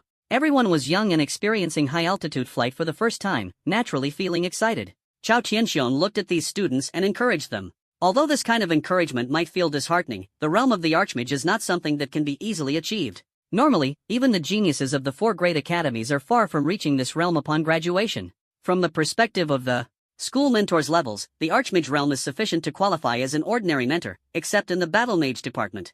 In fact, many mages who graduate from the 4 great academies never reach this realm in their entire lives, as it serves as a significant threshold. Once one becomes an intermediate mage, every advancement to a higher realm faces obstacles. The vast majority can only make bold progress and continue climbing among the rarest of the rare. All the students from the Fire Element group should report to Mentor Guo Chongming. Those from the Water Element group, go to Sun Ziang. Just as Yi Qingfeng arrived at the number 1 square of the Combat Academy, he heard the voice of his future teacher from afar, assigning other ordinary students to their respective places. He stood quietly to the side until he approached Su Tianqing about 10 minutes later. When Su Tianqing saw Yi Qingfeng, he couldn't help but feel surprised. After all, he was the one who performed the best this time. "Hello, teacher. I didn't expect that someone would actually choose me." Su Tianqing let out a slight sigh but quickly revealed a happy smile. "I know about your physical condition, but you don't need to lose heart. I will try my best to help you. If it really doesn't work out, we can only accept fate. However, before that, I hope you can outperform everyone else." Yi Qingfeng couldn't help but feel speechless. His mentor seemed to be the weakest in terms of strength, yet unexpectedly competitive, especially considering there were 2 second-level mages among these students. Although Yi Qingfeng felt that if he wanted to, he could indeed become the top freshman, such attention-seeking behavior seemed entirely unnecessary. As if seeing through Yi Qingfeng's thoughts, Su Tianqing burst into hearty laughter. "Since you've come to East District University, you should understand that as a mage, you must possess the courage to take the lead. Especially as a battle mage, if you're still dreaming of blending in with the crowd, then I suggest you find another place to go. Of course, the most crucial point is that while the gap between first and second place might not be significant elsewhere, in our Battle Academy, the difference between the top freshman and the second is quite substantial." At this point, Su Tianqing suddenly changed the subject. "Since you have acknowledged me as your master, I must give you a token of our first meeting. Watch carefully, this move is my renowned technique. From back in the day, a marvel that astounded the world. I will only teach you this once, whether you can master it depends entirely on yourself." As soon as the words were spoken, Yi Qingfeng couldn't help but gasp sharply, for he noticed that the elemental forces of various attributes around him suddenly erupted with an unparalleled aura. Centered on Su Tianqing, all elemental forces within a 10-zhang radius instantly became restless. A radiant, multicolored brilliance appeared in the air, slowly converging into the palm of his hand. How is this possible? Such a large-scale elemental gathering, without any warning, taking shape in an instant. Old Stone in Yi Qingfeng's body said in surprise. "So that's how it is, quite interesting. You made the right bet this time. This person is a rare genius. Although injured, it's not beyond treatment. If he can be healed, he might achieve the rank of Saint of Magic within 30 years. "What?" Yi Qingfeng almost exclaimed but managed to hold back. "We'll talk about this later. This move is incredibly profound, even I have to praise it. Watch carefully, if you can learn it, it'll be your good fortune." Yi Qingfeng immediately focused his mind and calmed his spirit. Old Jiesher rarely praises others. Even the meditation techniques of East District University seemed mediocre in his eyes. Now that this has received such high praise, Yi Qingfeng naturally takes it seriously. It seems that this Su Tianqing is indeed someone with a story. The air emitted a glaze-like radiance, which quickly converged in Su Tianqing's palm. At that moment, Su Tianqing suddenly raised his other hand and swiftly pointed toward Yi Qingfeng's forehead. Yi Qingfeng instinctively wanted to dodge, but for some reason, he couldn't move and could only watch helplessly as Su Tianqing's finger touched his forehead. In an instant, countless characters and combinations of elements surged in Yi Qingfeng's mind, causing him immense pain. The glaze-colored radiance, originally the size of half a palm, suddenly magnified infinitely in his vision, making every arrangement of elements clearly visible.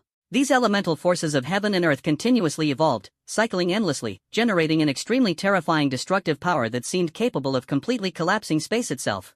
3 minutes later, all the visions suddenly vanished, returning to calm, but Yi Qingfeng's face had turned pale, and his body was drenched in sweat. "This is my most powerful and proudest spell, one that has never appeared in any records.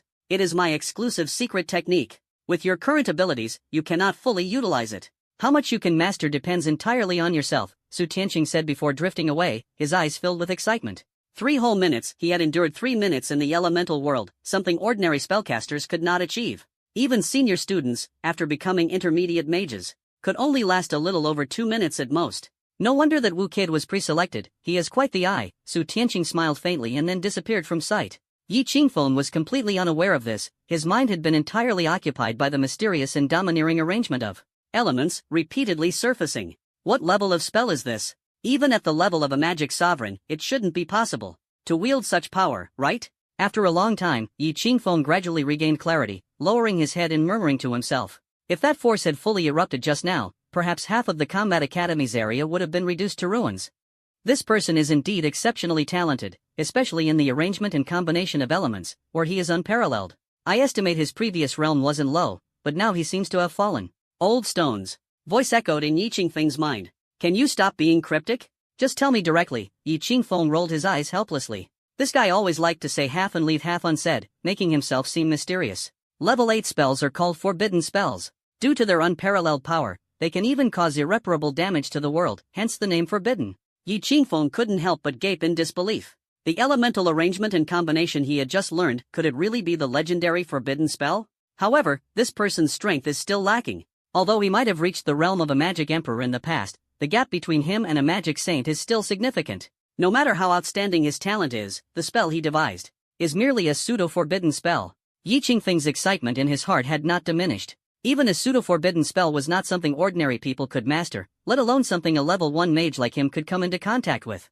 Unfortunately, my mental power limit isn't enough. I can only comprehend less than 1/10 of the arrangement and combination. After all, this was Su Tianqing's life's work. Ever since he was injured, he had been pondering how to arrange elements. The profoundness and intricacy of it far exceeded Yi Qingfeng's limits. Being able to understand even this much was already a testament to his exceptional talent, coupled with Su Tianqing forcibly instilling a portion of it. He slowly extended his palm, his face growing even paler. All his mental energy surged wildly into the surrounding space, and within 3 inches, a faint, glass-like radiance appeared, eventually converging into his palm as a tiny point of light. Yet, it seemed as though Yi Qingfeng was holding up a Mount Tai in his hand, his entire body tensed with muscle strain. A few seconds later, he forcefully hurled the point of light forward. The seemingly insignificant point of light instantly exploded, radiating endless shimmering brilliance that enveloped all the elements within a 3-zhang radius. The core concept of this spell lay in a unique arrangement and combination, annihilating the power of elements within a certain range. Yi Qingfeng had yet to fully grasp the specific principles behind it, but he could barely manage to execute it. All things in the world are composed of elements, and the truly terrifying aspect of this move lies in its ability to obliterate everything. Annihilation. The stronger the mental energy, the larger the constructed spell array, and the wider the affected range. At present, Yi Qingfeng could only manage a radius of 3 zhang. As long as it was cast within this range, the annihilation spell would instantly dissolve everything, whether it was the enemy's powerful spells, the existing objects, or even the enemy themselves. The glass-like radiance flashed and disappeared in an instant, but after it vanished, the area it had enveloped was left utterly empty, as if it had evaporated into thin air. Despite being mentally prepared, Yi Qingfeng couldn't help but swallow hard as he watched this terrifying and eerie scene. If this were used in a decisive battle, the enemy probably wouldn't even know how they died. With your current mental strength, the extent of annihilation you can cause is limited to ordinary objects and spells of level 3 or below. If it's above this level, the intensity of the elements is simply beyond your ability to shake. Old Jiesher's words made Yi Qingfeng disinclined to respond. Even so, he was still thrilled deep down, as most of what he could encounter fell within this range. This move could almost be called an invincible ultimate skill. However, the consumption was enormous. Even though Yi Qingfeng's foundation was extraordinary, after using this move, his mental strength was immediately depleted, and the elemental pool within his body was instantly drained. Just as he was immersed in excitement, a furious roar suddenly came from afar. Which bastard dares to damage school property? Get out here right now. Immediately, an angry student came storming over. Not good. Yi Qingfeng hadn't expected the power to be so immense. A large pit had appeared on the ground, and if he were caught on the spot, his credits would likely be deducted. Thinking of this, he turned and ran without hesitation. Although his mental strength was completely exhausted, his physical fitness was far superior to that of ordinary people. Yi Qingfeng's heart was filled with panic, terrified of being caught. He ran desperately. However, when he finally stopped, he realized that he had gotten himself lost. The campus of the Combat Academy was simply too vast, with complex and diverse terrain, leaving him unable to find his bearings. At this moment, Yi Qingfeng stood by a lakeside, surrounded by confusion, with no way to find the path back. Is anyone there? He shouted helplessly, but the only response was the empty lake surface. The desolate surroundings made him realize that there might not be anyone here at all. What bad luck! I should have gotten a map first, he thought to himself regretfully. He hadn't expected to spend the night of his first day at East District University in the wilderness.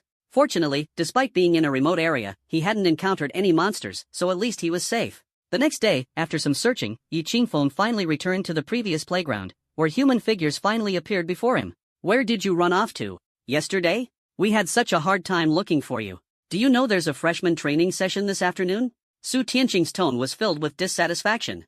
Facing the mentor's anger, Yi Qingfeng quickly explained, I just got lost. He smiled sheepishly, but in his heart, he thought, this is really embarrassing. You might encounter trouble during the freshman training. Although Su Tianqing found Yi Qingfeng's getting lost behavior both amusing and exasperating, he did not doubt Yi Qingfeng's honesty. But I haven't offended anyone. Could it be that the people from the Ouyang family dare to make a move in school? Yi Qingfeng asked in surprise, his heart unafraid of the feud with the Ouyang family. Thinking it over, apart from the Ouyang family, it seemed there was no one else who would actively seek trouble with him. However, when he thought of that rumored genius, who hadn't even passed this test, Yi Qingfeng couldn't help but chuckle. After all, he had paid special attention yesterday, and that guy wasn't among all the freshmen. Don't you know how much your cousin is hated at school? Su Tianqing sneered. Don't be fooled by how proper he acts in front of you. At school, he's got enemies everywhere, even in the 4 major academies. To be honest, 90% of the students have been beaten up by him, and he doesn't hold back. As for the remaining ones, they're either people he doesn't dare to touch now or those who don't want to fight him.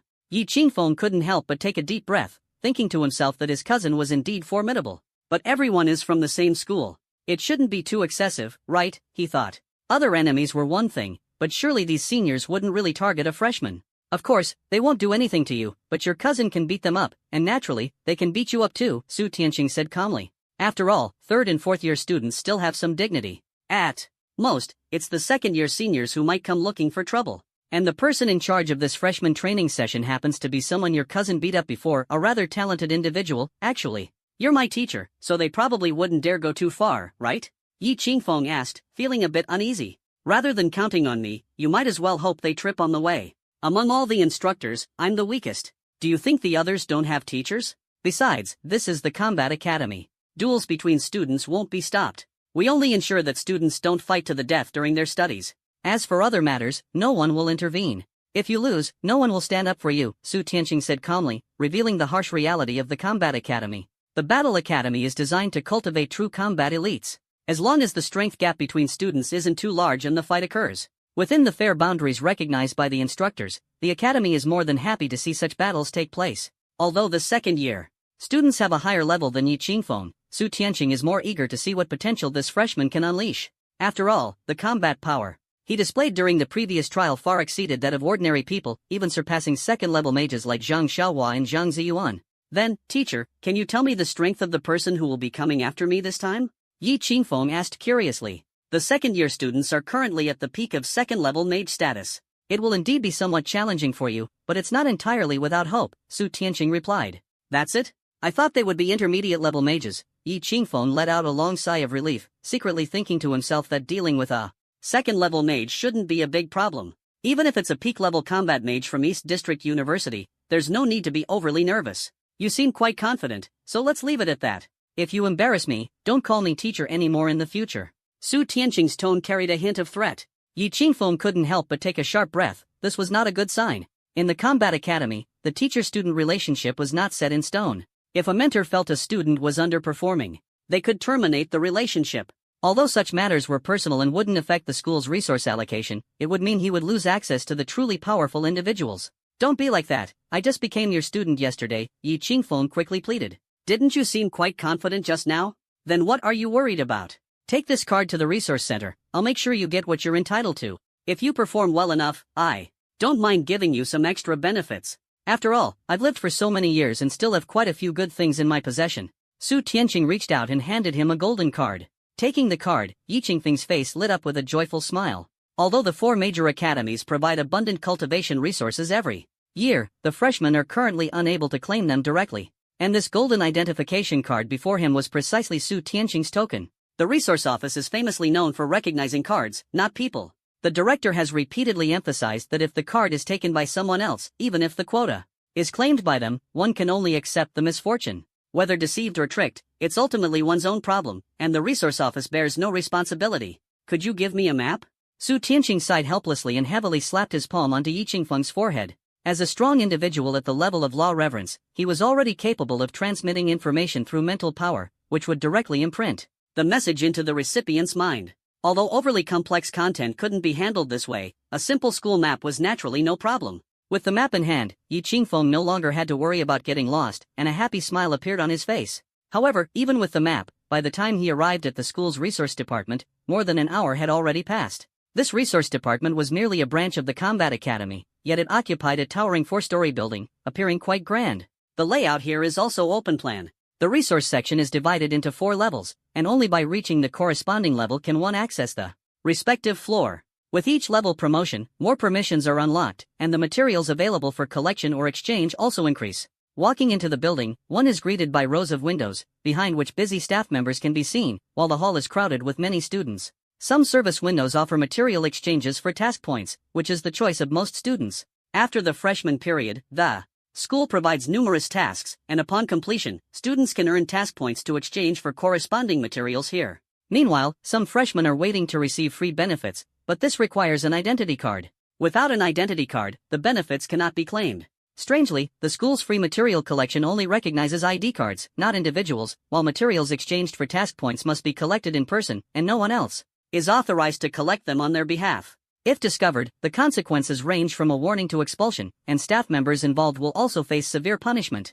Yi Qingfeng observed the students exchanging resources with task points and gradually came to understand. These individuals exuded a strong aura of killing intent, clearly having just completed tasks, with some even bearing untreated wounds. Combining this with remarks made by certain teachers earlier, he realized that most of these tasks were completed at great risk, with some possibly even involving military merits. These individuals could be considered heroes of the human race to some extent, and naturally, others are not allowed to take advantage of them. The task points redemption area appeared particularly quiet. 3rd and 4th year students quickly left after collecting their supplies, with almost no one chatting, making the atmosphere seem hurried yet focused. In contrast, the free collection area seemed deserted, with no one coming by. After all, identity cards would only be distributed to everyone after the afternoon training session. Before that, it was impossible for anyone to collect resources. As a result, Yi Qingfeng didn't have to queue here. It was said that in other resource centers, freshmen had to line up to receive their benefits. Are you a freshman? Just as he sat down in front of the window, the staff member looked at him in confusion. That's right. Hasn't your ID card been issued yet? What are you doing here now? Yi Qingfeng didn't say much. He directly took out Su Tianqing's ID card and slapped it on the table. How many cultivation resources for mages are left in this card? The staff member's eyes almost popped out. This was a mentor's identity card, and even among mentors, the golden card was rare. A golden identity card meant that the cardholder had made outstanding contributions to the school and the Human Federation. No matter where they went, they would be highly regarded. You've got some nerve, kid, daring to secretly take your teacher's card. You're really not afraid of death. The staff thought to themselves, racking their brains but could only come up with this explanation. Anyway, free resources recognized the card, not the person. Yi Qingfeng was too lazy to explain further. The staff admired him greatly, saying, "You're the most impressive student I've ever seen. Give me the card, I'll help you check it. It's all level 6 or 7 resources inside, with only 2 million level 1 magic source stones left. It's really strange, who exactly is your teacher?" Logically speaking, advanced resources for mentors are usually not even enough for themselves, while low-level resources have monthly quotas that are typically not fully used, and the remainder often benefits their students. But in your case, it's completely the opposite. Advanced cultivation resources are hardly used, while the quota for resources usable by beginner mages is almost depleted. The staff member, encountering such an unusual situation for the first time, couldn't help but ask curiously, "I don't know either, just take out as much as you can and give it all to me." Yi Qingfeng shook his head slightly in surprise. Since it involved the owner of the golden identity card, the staff dared not ask further and quickly retrieved the law source stones worth 2 million federal coins. Just as Yi Qingfeng was carrying a pile of cultivation materials and walking to the resource center's entrance, he was suddenly stopped by a handsome young man. The handsome young man was carrying a massive, blood-soaked head of a monstrous beast, exuding a strong scent of blood that added a touch of majesty to his demeanor. Yi Qingfeng stopped in his tracks, cautiously observing him. The beast's head in his hand had clearly just been slain, with its elemental fluctuations still intensely present. A peak-level Tier 3 beast, the King Sea Serpent. This type of sea serpent beast lives at depths of dozens of meters underwater, making it impossible for ordinary people to deal with. At least a Tier 4 mage is required to contend with it. "Wait for me here for a moment, I'll go hand in the task first," the handsome young man said casually. "Idiot, clearly here to cause trouble. Only a fool would wait for you here."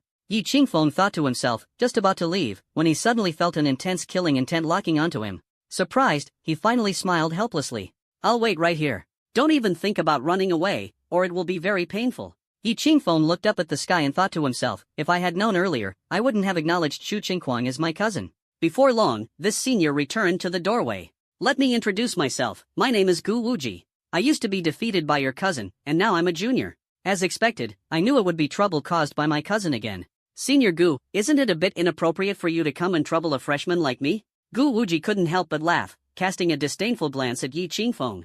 I wouldn't stoop to doing something so disgraceful. I'm just here to give you a heads up, since I owe your cousin a favor. If you feel you can't handle it, come find me at dorm room 305.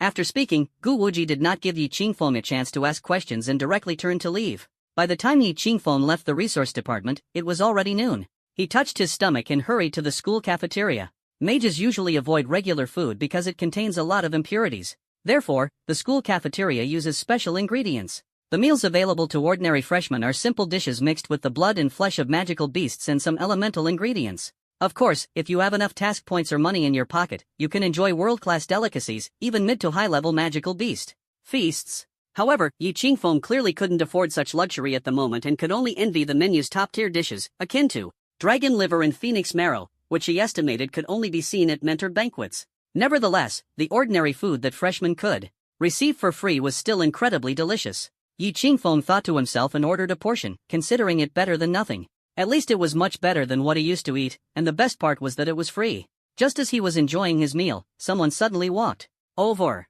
Looking up, he saw it was a senior. Yi Qingfeng didn't recognize him and, feeling helpless, took the initiative to speak. Here for my cousin again? You're quite clever. This afternoon's training session will be led by me, and I hope we can spar a bit. But I suggest you agree, or things might get more troublesome later. After all, relatively speaking, my strength is the closest to yours. If you can defeat me, no one else will likely bother you for a while. Yi Qingfeng had already anticipated this, but he didn't expect the person to approach him before the training even began. Although the school didn't prohibit sparring between students, it was forbidden to fight in certain peaceful areas, such as the cafeteria, resource center, and teaching buildings. If this guy kept hiding in these places, it would be tricky to deal with.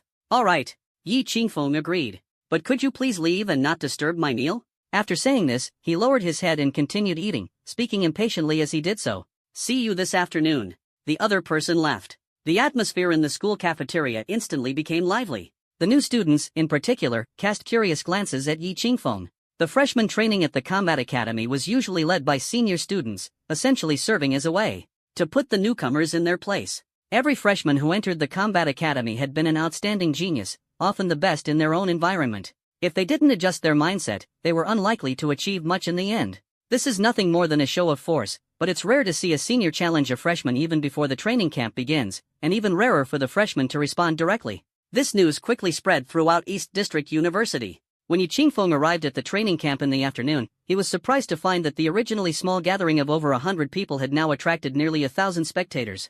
People stood on the sidelines, and some were even holding snacks. Did you hear? A freshman named Yi Qingfeng actually dared to challenge a sophomore senior. This Yi Qingfeng is Chu Qingquang's cousin, so he'll definitely be taken care of. But who would have thought he'd be as arrogant as his cousin? I heard from my brother-in-law that Yi Qingfeng performed exceptionally well in the entrance assessment, even surpassing the vice principal's granddaughter, someone commented. Although Qin Yuluan isn't considered one of the top students in the combat academy, he's had a year to build up his skills. He's already at the peak of level 2, which is far beyond what a freshman can compare to. Yi Qingfeng ignored the curious gazes and walked straight to the center of the training ground. Why did you agree to this? You could have chosen not to fight.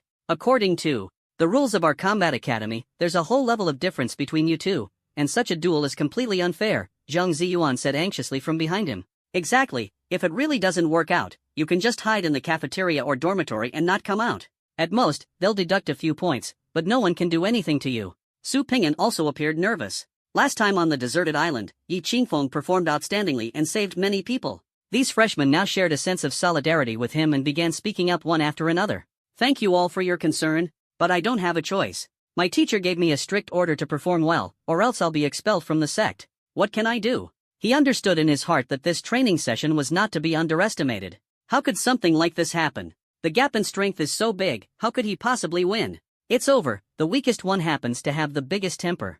The people around were discussing fervently, clearly not optimistic about Yi Qingfeng. While everyone was talking, Qin Yuluan leisurely walked over from the front, completely unfazed by the massive crowd. He was secretly pleased. The more people gathered to watch, the more embarrassed Yi Qingfeng would be. This was precisely their plan. The freshman training officially begins now. No one is allowed to whisper. Qin Yuluan's loud voice quieted the crowd. Before coming here, you might not know how a true battle mage should fight. In today's training, I'll show you. Is there any student willing to come forward and do a demonstration with me? All the students remained silent. Who would be foolish enough to spar with the senior in front of so many people? Clearly, no one wanted to embarrass themselves. Yi Qingfeng's lips curled slightly, but he felt a bit regretful in his heart. This came too suddenly, otherwise, he could have made some money from this duel. If you want to cause me trouble, just say it directly. There's no need to be so pretentious. He stepped forward fearlessly. Your mouth is quite sharp.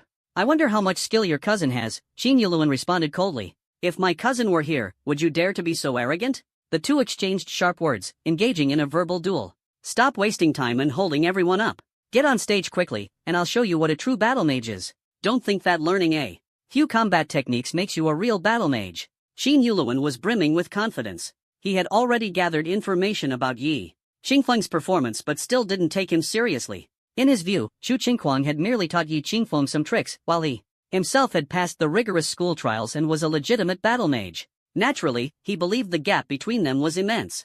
You're the training supervisor, not my teacher. Do I have to obey you unconditionally? If you want to fight me, that's fine, but do you dare to raise the stakes? Having finally seized this opportunity, Yi Qingfeng wasn't about to let it slip away easily. Since he couldn't make money by opening bets, getting some benefits from Qin Yuluan would at least make up for some of the losses. His gaze locked onto Qin Yuluan, his eyes gleaming with greed, as if he saw him as a fat sheep ready for slaughter. Hearing Yi Qingfeng's words, Qin Yuluan was momentarily stunned, then reacted and sneered, "You're so confident in yourself. Do you really think all the seniors in our battle academy are useless? Don't try to sow discord. I'm only targeting you, not anyone else.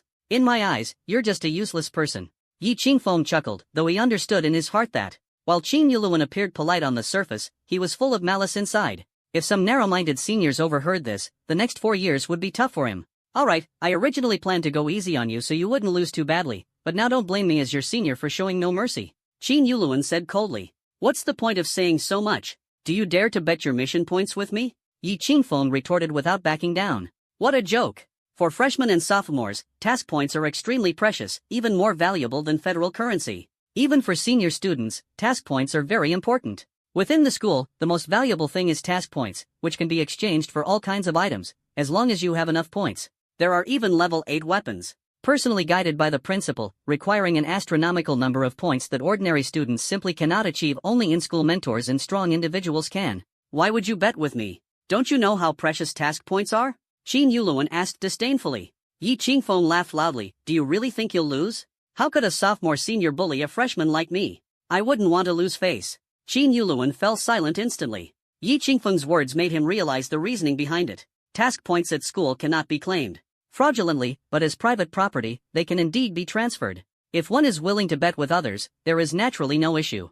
Qin Yuluan was merely a sophomore, and the task points he had accumulated were so precious that he was reluctant to use them himself. He had his eye on a powerful secret technique, the painstaking work of one of the school's mentors, which was not available outside the school. As a result, he still had 1,000 task points under his name. Just as you said, if I lose to you today, all 1,000 task points in my identity card will be yours, Qin Yufeng agreed. Yi Qingfeng's heart leapt with joy. This was no small amount. Task points at school were extremely valuable. If converted, 1 point could be exchanged for approximately 10,000 federal currency worth of goods, including rare items unavailable on the market. In other words, these 1,000 points could be directly equated to 10 million federal currency. Since the goal was achieved, Yi Qingfeng no longer hesitated and leapt forward lightly. The spectators' eyes lit up instantly. Amateurs watch for fun, while experts look for skill. Most of these onlookers were senior students, and just this leap was enough for them to see that Yi Qingfeng indeed had some real ability, at least a solid foundation. Qin Yuluan naturally noticed this as well, but he remained calm, as the gap in strength was obvious. Don't say I'm bullying the weak. As your senior, I'll let you make 3 moves. As soon as he finished speaking, a faint red glow appeared around Qin Yuluan, eventually transforming into a red stream of energy that continuously swirled around him.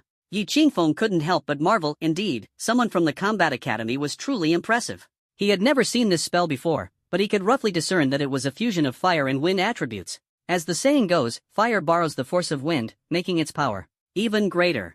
Even in defense, such intensity was far beyond the limits that an ordinary level 1 mage could break through, with defensive capabilities nearly 10 times stronger. Are you sure you want to let me have 3 moves? Yi Qingfeng asked tentatively. Absolutely. Qin Yuluan replied without hesitation. But what if you go back on your word? Yi Qingfeng asked. How could I possibly go back on my word? That might not be the case, Yi Qingfeng thought to himself. If Qin Yuluan really went back on his word, that would be interesting. If I go back on my word, I'll admit defeat, Qin Yuluan said coldly, surrounded by wind and fire, exuding an imposing aura that indeed carried the demeanor of a strong contender. After hearing this, Yi Qingfeng took a small step back and slowly raised his right hand. It wasn't that he wanted to bully anyone, Qin Yuluan was the one courting death. Coincidentally, he had just learned a move called annihilation, which could serve as a perfect experiment. Isn't Qin Yuluan just bullying people? Combining 2 second-level peak spells, it's not easy to break through even for third-year students, the senior students nearby discussed among themselves. Didn't he just get beaten up by Chu Qingquang? Why is he so petty? Someone mocked. This freshman is probably in for a bad time. If he doesn't die, he'll be seriously injured. At the very least, he'll be bedridden for 2 or 3 months, which will definitely leave him far behind the others. Qin Yuluan was somewhat well known within the school. While not outstanding in the combat academy, he was considered decent in the context of the entire school. Especially his signature skill, Wind and Fire Shield, which had more counterattack capabilities compared to ordinary defensive spells. Wind and fire are inherently aggressive elements, erupting instantly upon being attacked, inflicting damage on the attacker. Many had witnessed this move before, and even students of the same level dared not confront it head-on. How could Yi Qingfeng, a mere freshman, dare to do so? The so-called 3 moves concession is actually a calculated scheme. The freshman year is the most critical year for new students. Whether one can stand out depends on their performance during this year. Qin Yuluan is clearly trying to ruin Yi Qingfeng. Strange, why aren't the mentors stepping in? This is already an unfair duel.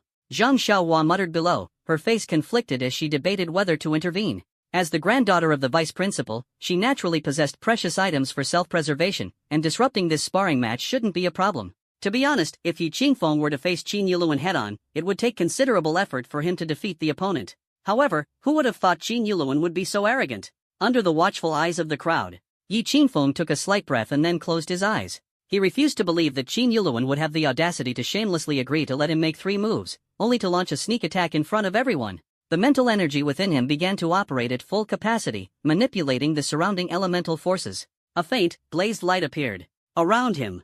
At that moment, Su Tianqing, hidden in the shadows, couldn't help but widen his eyes. He was all too familiar with that glazed light. It was his signature technique, a pseudo-forbidden spell that had disappeared from the mage world for decades. Over the years, he had never taught it to anyone, but this time he had made an exception for Yi Qingfeng. He hadn't expected this prodigy to master it so quickly. The freshman present saw the glazed light and, although surprised, did not realize the power it held. On the contrary, the juniors and seniors watching were all stunned, understanding in their hearts that this force was something even they dared not confront lightly. This spell was by no means ordinary. It contained unparalleled destructive power, as if it could obliterate all things in heaven and earth. It was far beyond what the current students could withstand. At the very least, it was the lifebound spell of a powerful mentor. A lifebound spell is the strongest move and is never taught lightly. Every powerful mentor has their signature technique, and what every student desires most is to learn this move from their teacher, as it signifies the teacher's recognition of them. However, among the students who have passed through East District University, only a handful have truly been able to learn such signature techniques.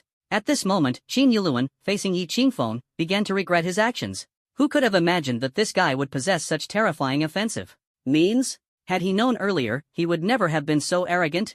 But now, having boasted publicly, how could he back down in front of everyone? Hidden in the shadows, Su Tianqing watched as the glazed light grew increasingly dazzling, gradually contracting and condensing. He thought to himself that there was nothing more to see next. Qin Yuluan was bound to lose. If it were a full-force battle, there might have been some excitement to watch. But with one side being so overconfident and the other directly unleashing their trump card, the outcome was already decided. Seeing the glass-colored radiance approaching, Qin Yuluan had no choice but to keep retreating. The surrounding wind and fire began to flicker unsteadily, seemingly intimidated by the threat of this glowing point. I can't retreat any further. There's no way to evade this thing. If I keep backing down, I'll be utterly defeated. Am I going to become the laughingstock of the entire school? It's the first time I've ever heard of a sophomore losing to a freshman. Qin Yuluan's face grew increasingly grim, his heart roaring with anger as he clenched his teeth tightly. It's all because of you. If the school really finds out, even if I die, I'll make sure to drag you down with me. The fury in Qin Yuluan's heart surged like a torrent, and a pure black gleam flashed in his eyes. That black light was so pure it sent chills down one's spine, as if it could devour a person's soul. Originally, Su Tianqing had turned to leave, but he suddenly stopped in his tracks, incredulously turning his head to stare fixedly at Qin Yuluan, his chest heaving violently. This kind of signal can't possibly be wrong. Isn't this a sealing spell? How does Qin Yuluan know it? Where on earth did he learn it? In the next moment, Qin Yuluan stopped moving and instead stood still, extending his hand forward and pointing forcefully. The surrounding wind and fire surged forward, wrapped in a faint black stream of energy, directly aiming at Yi Qingfeng's brow. Yi Qingfeng was stunned.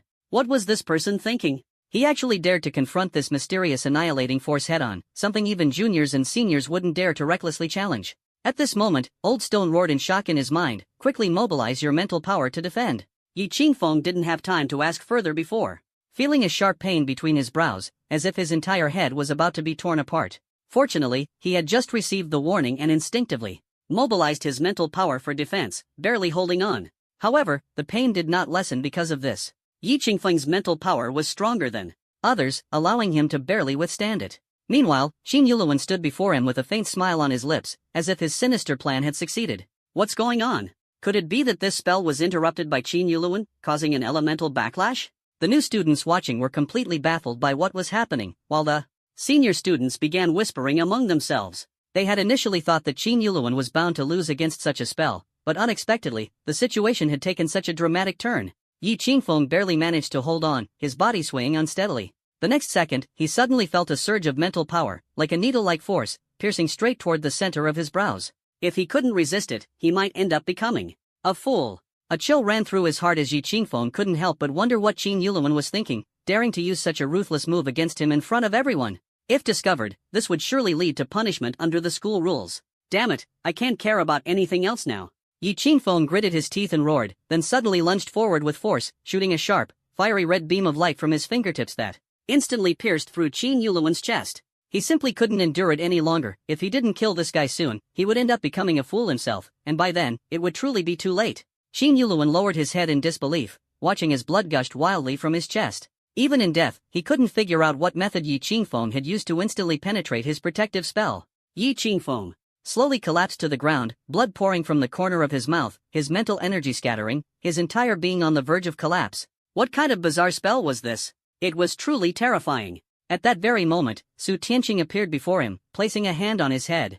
A powerful mental force transformed into a faint warm current, enveloping Yi Qingfeng's entire body. Su Tianqing coldly stared at Qin Yuluan, who lay on the ground barely clinging to life, and asked in a chilling voice, "Where exactly did you learn such a vicious and extreme spell? Do you know this is a spell jointly banned by the Human Federation and the 4 great academies?" Upon hearing these words, all the students were stunned. Banned spells have another name, black magic. This type of magic is extremely eerie to practice, requiring a connection to certain malevolent spatial entities, which can easily cause practitioners to lose their sanity. Even more horrifying is that such magic often demands peculiar offerings, which could even be human sacrifices. Of course, black magic is incredibly powerful, insidious, and unpredictable, making it nearly impossible to defend against. Hundreds of years ago, this magic was widespread across the world, causing numerous disturbances. Eventually, the Human Federation's highest council was forced to make a decisive resolution, to hunt down and eliminate all practitioners one by one and seal all methods of practice at the top of the Emerald Tower, gradually cutting off the spread of black magic. Qin Yuluan chuckled lightly, not expecting to be discovered after all. But so what? Who would have thought he would meet his end at the hands of a freshman? His eyes didn't even have time to close before his life came to an abrupt end. Su Tianqing stared angrily at the corpse, silent for a long time. The sudden reappearance of black magic would undoubtedly cause a huge uproar if word got out. Most importantly, it had happened right here at East District University. The scene was utterly silent, and every student present understood the gravity of the situation. Where on earth had the damned Qin Yuluan learned black magic? Did he not realize this would cause major trouble? In fact, many students from magical families were well aware that black magic had never truly disappeared. There were always people secretly practicing it, and every now and then, malicious incidents tied to black magic would erupt. But such matters were always kept in the shadows, never to see the light of day. If someone was discovered practicing black magic, they would undoubtedly face a fate worse than death, regardless of their identity or background. Just as everyone fell silent, Yi Qingfeng suddenly spoke, his voice hoarse, since he practiced black magic, killing him shouldn't count as violating school rules, right? Besides, if I hadn't killed him just now, I would have died. This counts as self-defense. Su Tianqing, who had been burning with anger, couldn't help but roll his eyes upon hearing Yi Qingfeng's cautious explanation, his imposing demeanor weakening slightly. Don't worry. This matter has nothing to do with you. Your previous mission points will still count. Later, I'll have the school transfer his mission points to your card, so you don't need to worry. After speaking, Su Tianqing looked around, then suddenly clenched his hand, and an invisible mental barrier rapidly spread out. No one present is allowed to leave for now. The school will send specialized staff to Handle the follow-up regarding Qin Yuluan, enforcing the highest confidentiality protocol. Until the investigation is complete, no related personnel may disclose even a single word externally. Violators will be expelled. Everyone exchanged glances, shocked at the severity of the situation. It actually required adherence to the highest confidentiality protocol? The next second, Yi Qingfeng was dragged back to the dormitory by Su Tianqing, who tossed him 2 pills. These are for repairing mental strength. Take 2, get a good night's sleep, and you should be fine. Remember not to discuss the details of this battle with anyone. After saying this, Su Tianqing hurriedly left, clearly very concerned about black magic. Yi Qingfeng naturally understood the terrifying nature of black magic. He immediately swallowed the pills and indeed felt a significant relief from his headache. He fell into a deep sleep and didn't wake up until noon the next day, feeling refreshed. After all, the medicine given by the mentor was indeed different. Just as he opened the door, intending to check on the aftermath of last night, he saw a man who looked strikingly similar to Qin Yuluan standing coldly at the door. "I want to challenge you to a life and death duel." Yi Qingfeng couldn't help but be stunned. Was this guy crazy? Making such a request upon their first meeting. He understood that the school prohibited students from dueling privately, but if the hatred ran deep, both parties could apply to enter the life and death arena, where life and death were disregarded. However, this required mutual consent, otherwise, the school would not approve. "You can refuse, but let me tell you first, I am a member of the student council. If you don't agree to face me in the life and death arena, I have ways to make your life at school worse than death. This is the price you pay for killing my brother." The man curled his lips into a cold smile. "You talk as if you're the principal. Do you really think you can act so tyrannically in school? I don't believe you can do anything to me," Yi Qingfeng said with disdain. "Ha, you still don't understand your situation. Do you know how many people in the school hate your cousin, hate him to the bone? If he weren't still a student, he would have died 800 times by now. He doesn't even dare to stay at school, always hiding everywhere. Do you really think you're better than him?" Yi Qingfeng's heart trembled. He hadn't expected the situation to be like this. He had thought his cousin was impressive, but now it seemed he had pledged allegiance to the wrong person. "Everything I do to you will be within the rules, and no one can say anything about it. Even if some mentors dislike me, so what? There are even more mentors who dislike your cousin. After all, he fought them in school. You have a younger sister, don't you? Killing my brother and killing your sister would be just as normal. I'll give you a chance to face me in a life and death arena. If you agree, I won't harm your sister. Otherwise, you'll be constantly harassed, and your sister might even lose her life because of you." This statement was like a sharp blade, instantly igniting Yi Qingfeng's fury. He glared viciously at the man in front of him, as if he wanted to tear him apart and devour him alive. His sister was the softest spot in his heart and the easiest line to cross, something that could not be touched lightly. In Yi Qingfeng's mind, he quickly constructed a plan for murder, how to kill this bastard in front of him while avoiding detection by the school, and how to overcome the massive gap between their two realms. For him, it seemed not entirely impossible. Just as he was pondering, he suddenly heard Su Tianqing's voice. "Oh, I didn't expect your student council to be so arrogant, actually trying to take out your hatred on a freshman. Which mentors are so incompetent that they've fallen to this level? As a student of East District University, you even want to target someone else's family. It's utterly disgraceful. If you hadn't violated school rules, I would have expelled you long ago. I know Qin Yuluan is your brother. I won't stop you from seeking revenge, but if you dare to do anything excessive, I will kill your entire family. I mean what I say." So it turns out to be Mentor Su. "You're a mentor, so naturally, you're more capable than me. But I will avenge my brother's death, no matter the cost. If you have the guts, kill me with a slap right now, otherwise, I will never let this go." It seemed that Yi Qingfeng's fearless demeanor sharply contrasted with the arrogance of this man. Students were not allowed to engage in life and death struggles, and mentors could not easily harm students. At most, they could teach them a lesson, but it would never be fatal. As a result, the situation appeared to have become quite delicate. "This does make me see you in a different light. After all, even a true scoundrel can be considered talented, especially one like you who isn't afraid of death. Speaking of which, your teacher wouldn't happen to be that old viper, would he? If so, that would make sense." Although Yi Qingfeng didn't know who this old viper was, it was likely a mentor at the school. Judging by his relationship with Su Tianqing, it was clearly very hostile. Teacher Su does have a good eye, but you can only help him for a while, not for a lifetime. He's destined to be a first-level failure for the rest of his life. Why bother going to such lengths? Since I'm destined to be a failure, you all feel free to shout and kill without restraint, and even some of the school's mentors have never seriously treated me as a student. Is it just because my Dantian has issues and I can't progress further? Yi Qingfeng suddenly realized that these people dared to act so recklessly not only because of Chu Qingquan but also because of himself. Even if he performed exceptionally now, his potential had already been capped. What use is the strongest level 1 mage? You can only stay at the school for 1 year. Next year, you'll be expelled directly. Do you really think you're a student of East District University? Our school doesn't need trash like you. Even he had to admit that Yi Qingfeng was indeed a genius, at least the most powerful mage he had seen so far. But in the end, he was still just a mage. If he's trash, then what does that make your brother? Isn't he even worse than trash? Since you're so insistent, why not let me give you an opportunity? A year. From now, I'll have him face you in a life and death arena. I'm sure he won't refuse. What do you think? I don't suppose you can't even wait a year, can you? Su Tianqing stared intently at the student in front of him, his voice icy cold. In the end, Qin Yuluan's brother nodded and agreed. Since that's the case, why not wait another year? After all, even if this guy is given 10 or 100 years, he's still just a useless person. Revenge will come sooner or later, though he couldn't help but feel a bit displeased. Watching his departing figure, Yi Qingfeng let out a sigh of relief. He didn't mind dealing with this person's trouble, but he was more afraid of him causing trouble for his own sister. Fortunately, the teacher stepped in this time, otherwise, he really wouldn't have known how to resolve it. Thank you, teacher. If it weren't for you, I might have run into trouble. Su Tianqing raised an eyebrow and said with interest. This little guy said a bit of trouble instead of helpless, which means that if he hadn't stepped in, the boy still had a way to handle it. That was intriguing. Most people think you're useless, but I know you're not. Otherwise, you wouldn't have been able to master my signature technique in just one day. Even senior students in their 4th year need half a month to grasp it. A year should be enough for you to defeat him head-on, even if he's at the FA Xian level. You don't need to worry. With his talent, he won't be able to break through in just a year. Su Tianqing was well aware of the difficulty of his signature technique. Seeing Yi Qingfeng successfully use it today, he had completely accepted this disciple in his heart, as if he were looking at his younger self. A year is more than enough, Yi Qingfeng said confidently. If he couldn't deal with that guy after a year, he'd rather bash his head against a wall. If it weren't for the current restrictions, he would have already broken through.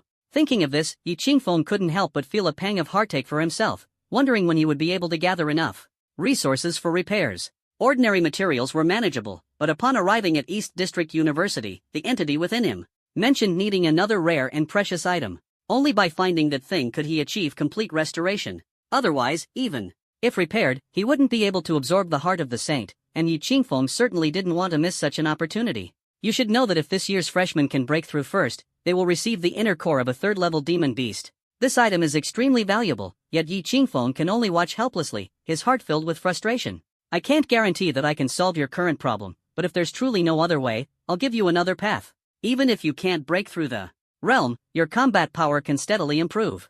This is a small insight I've gained over the past few decades, Su Tianqing said hesitantly, his tone heavy. Yi Qingfeng was left speechless in shock after hearing this, as it completely overturned his understanding. The realm is the greatest limitation. If one cannot break through, all other aspects, mental power, elemental control, and even the elemental content within the body, are restricted, making further progress impossible, let alone improving combat power. You don't believe me? Su Tianqing chuckled self-deprecatingly. It's normal not to believe me. After all, who would trust what I say? Just wait another half year. If I still haven't found a way to solve your current problem by then, I'll tell you how to surpass the realm and enhance your combat power. After speaking, Su Tianqing turned and left rather dejectedly, his silhouette exuding a sense of desolation and melancholy. Your teacher is truly someone with a story, possessing top-tier talent. If I'm not mistaken, what he will teach you should be the method of overdrawing life's potential to gain explosive power. Although this path is unconventional, in desperate situations, it is the only way out. Being able to walk out of it on one's own is truly admirable, Old Stone's voice echoed in Yi Qingfeng's mind, tinged with a hint of emotion. Stop saying so much and just tell me, does the newborn sanctuary have what I need or not? Yi Qingfeng asked urgently. That's hard to say, you'll have to give it a try. As long as you can get in, I can sense it. If it's there, you'll know at a glance. As for that fine weapon you want, you'll definitely need to go inside. Yi Qingfeng pondered for a moment and nodded. He was determined to enter the sanctuary, and as for everything else, it would depend on luck. If all else failed, he could only post a lost and found task on the school's internal network. After staying obediently at school for a month and gradually adapting to his new life, Yi Qingfeng confirmed that he could no longer improve his strength and had reached the peak of his current stage. Only then did he make preparations and head to the school's back gate. Although it was called the school's back gate, it was actually a massive port. The magical ships coming and going, along with the transported goods, made Yi Qingfeng drool, but he could only look and not entertain any thoughts. After all, the area was filled with intermediate-level mages. Based on the information he had gathered, Yi Qingfeng searched for a long time on the spacious dock and finally found the studio with the golden sign. Clutching his identity card tightly, he stepped inside. I want to exchange for the qualification to enter Relic Island, he said. The term Freshman Haven was merely a nickname, the island's real name was actually Relic Island. The staff member looked up, surprised at Yi Qingfeng, and said, "You're a newly enrolled freshman. How? Do you have so many task points? Are you sure you want to exchange them? Entering the relic requires consuming 100 points, and it's extremely dangerous inside. There's no guarantee you'll gain anything." Yi Qingfeng hadn't taken on any school tasks, so naturally, he didn't have any task points. However, the 1,000 points he had won from Qin Yuluan had already been transferred directly to his card, and now they were coming in handy. He had originally planned to purchase some equipment and supplies, but considering that the flame longsword he had was still sufficient, he decided not to waste any points. As for recovery medicines, he couldn't carry too many, as the ones the school provided for free were already enough. The scent of low-grade medicines was very distinct, and their fluctuations in the wild could easily attract the attention of beasts. Therefore, most people wouldn't carry too many. Yi Qingfeng nodded, "I'm sure. Also, please arrange the earliest available route for me, I'm in a hurry." Although the staff was curious, they didn't ask much. East District University was full of geniuses, and perhaps the person in front of them was one of them. He simply swiped the card to confirm the route and returned it to Yi Qingfeng, deducting 100 points from it. "You're in luck, there's a ship departing soon, and a few sophomore students will be joining. You can team up with them." Yi Qingfeng smiled faintly, expressed his thanks, and then walked to the port to wait quietly. As for teaming up with others, he wasn't particularly interested. After all, in a place like this, unless they were trustworthy friends or partners, acting alone was safer to avoid being stabbed in the back. In less than an hour, a few sophomore seniors arrived together. Most of those heading to this island were sophomores, as freshmen generally had no tasks and wouldn't spend 100 points to redeem the qualification. Sure enough, these people only chatted briefly with their own companions, while remaining cold and distant toward others, with almost no interaction. After waiting a little longer, a magical ship finally appeared, slowly approaching. Yi Qingfeng observed carefully, there were a total of 10 people heading to the island this time. 9 of them were divided into 3 groups, and with him, there were 4 factions in total. Although these people had little to do with him, he habitually observed his surroundings. The island is vast, with numerous formations within. Although most areas have been thoroughly explored and detailed maps are available, more people still prefer venturing into the unknown regions, as the known areas often yield no astonishing rewards. Of course, if you have enough confidence and strength, you can naturally head to the key marked areas in the known regions, where the treasures are remarkable but guarded by formidable beasts.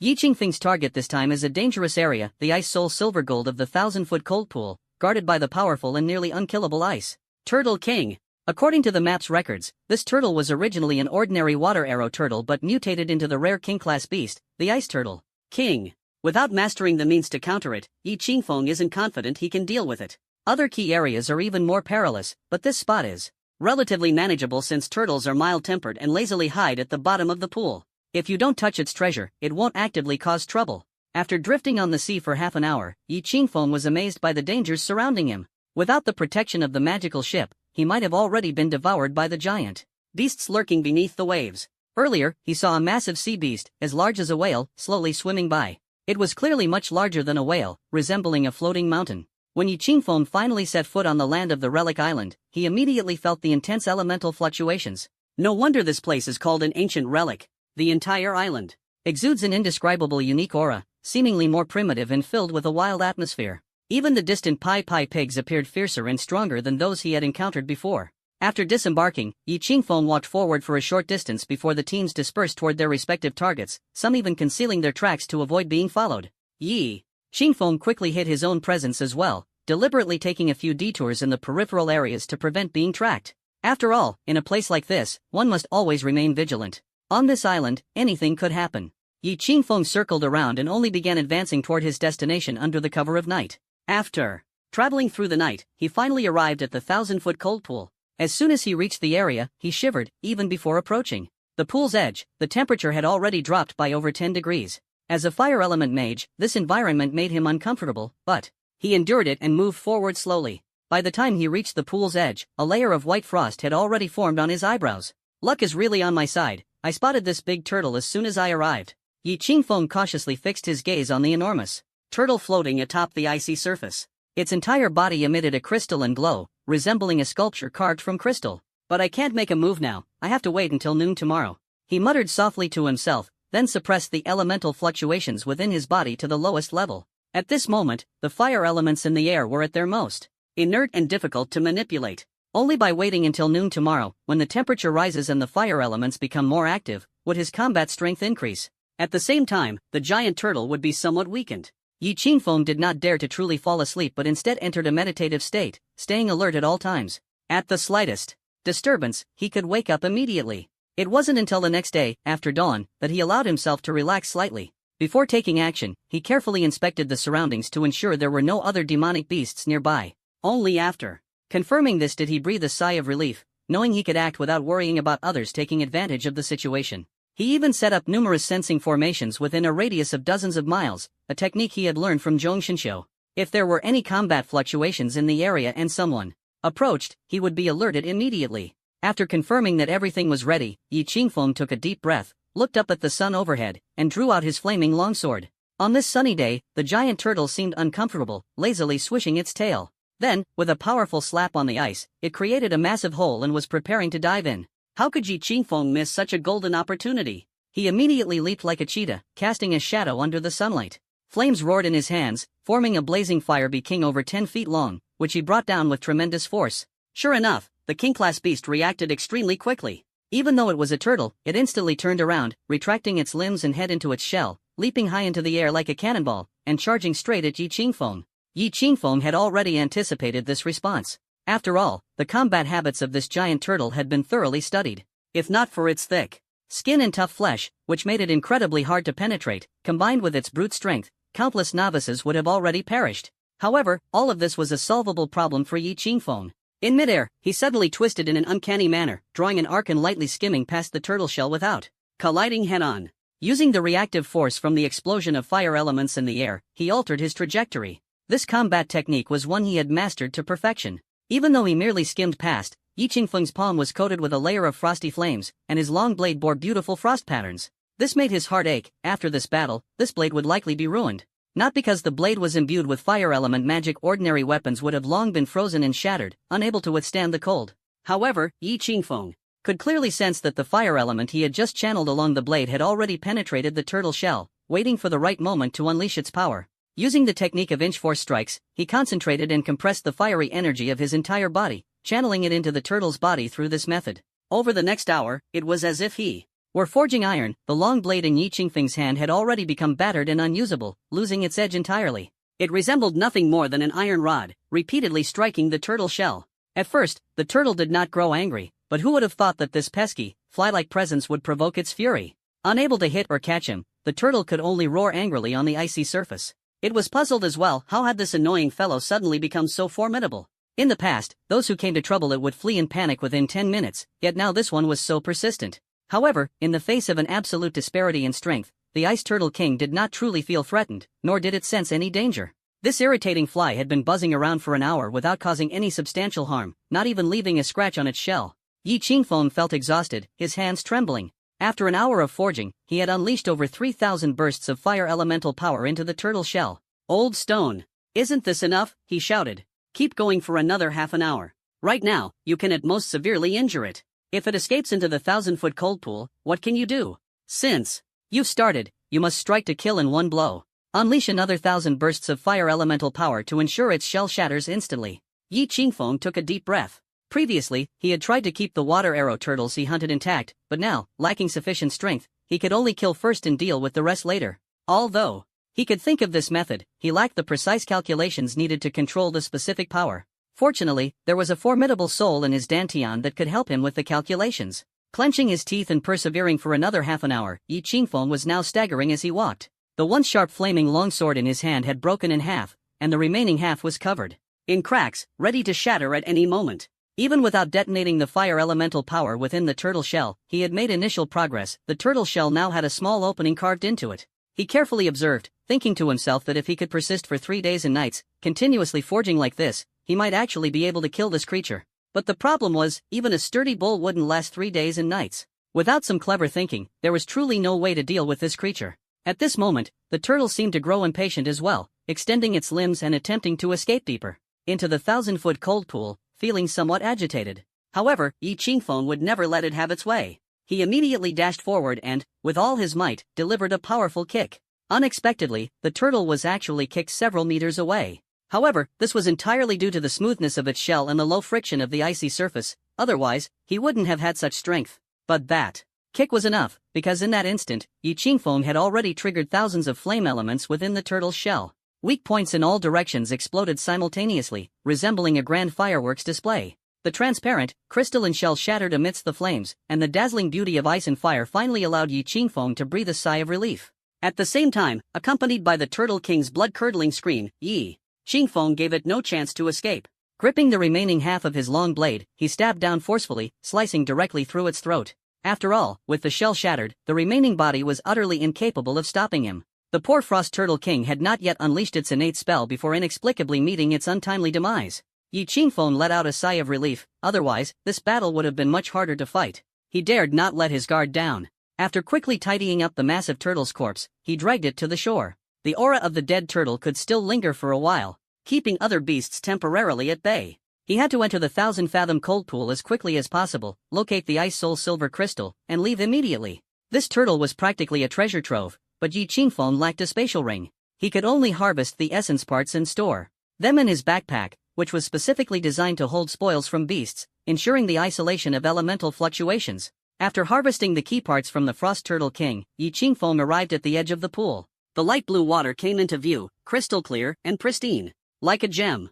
Though incredibly deep, it was still transparent enough to see clearly. Even at nearly 100 meters deep, some seemingly ordinary fish could be spotted. Yi Qingfeng was initially very cautious, thinking these fish might also be some kind of special demonic beasts. However, after carefully consulting the map, he discovered that these fish were just ordinary species that had developed unique adaptations in such a distinctive environment.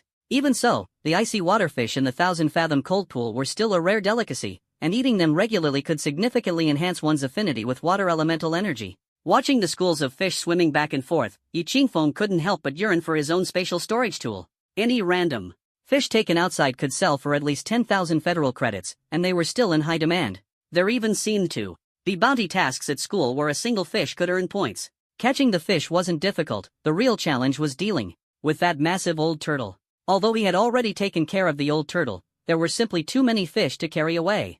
Aside from these precious fish, what Yi Qingfeng valued even more was the Ice Soul Silver Crystal emitting a faint silvery white glow at the center of the lakebed. He removed his outer clothing and traced marks on his body, which transformed into faint red runes, preparations he had made long ago. Knowing a genius in the field of formations was undoubtedly a blessing. At the very least, Yi Qingfeng understood that a top-tier hunter in the wilderness could never lack logistical support. The runes on his body had been specially modified by Zhong Xinxiu to resist the cold energy of the water in the icy pool. Without such preparations, if Yi Qingfeng were to jump in with his current physical condition, he would likely freeze stiff within seconds and die at the bottom of the pool. Carefully extending his palm into the lake water to feel the degree of coldness and confirming that the runes on his body could withstand it, Yi Qingfeng cautiously submerged himself into the water. The intense chill struck him, making his movements extremely stiff. Every simple action required immense effort and determination. Summoning his strength, he slowly swam toward the bottom of the pool and finally reached the silver-white crystalline structure. Yi Qingfeng carefully retrieved a bag from his waist, avoiding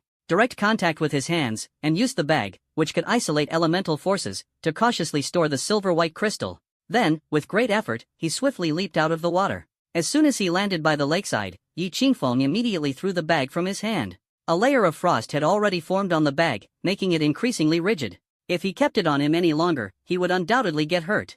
Fortunately, the elemental fluctuations were intense only during the brief moment of harvesting, and after a while, they gradually returned to normal. Although the sensation was still somewhat cold, it was much better than before. Looking at the Turtle King's body piled up by the lakeside like a small mountain, Yi Qingfeng felt a pang of sorrow but decisively left. Before departing, he grabbed a few fish and put them into his backpack. Although he couldn't make money from them, taking them back to feast with a few good friends was still possible. In his mind, the chubby face of Su Ping'an appeared. Although he came alone this time, the sensing arrays, the red runes etched on his body, as well as his backpack and pouches, were all logistical support provided by Su Ping'an and Zhong Xinxiu. When they learned that Yi Qingfeng was going to search for Ice Soul Silver Crystal, the two spared no effort in supporting him. Especially Su Ping'an. If it weren't for this chubby guy, Yi Qingfeng might have recklessly acted and already perished beneath the waters of the pool. Previously, he had no idea that extracting this beautiful silver crystal could be so dangerous. The moment it left its native environment, it released a massive amount of icy elements. Without the small elemental isolation pouch, Yi Qingfeng would have been completely unable to withstand it. The cold-resistant runes, on the other hand, were devised by Zhong Xinxiu after a sleepless night. Since he had already arrived at the ruins, Yi Qingfeng, though he had achieved his goal, did not leave immediately. Instead, he wandered around the vicinity and unexpectedly made some additional gains. Although these were not as astonishing as the contents of his backpack, converting them into mission points could still add over 100 points, at least enough to offset the cost of the round-trip boat ticket. As the time approached, he arrived at the island's port, where a magical ship docked daily at this hour, day after day.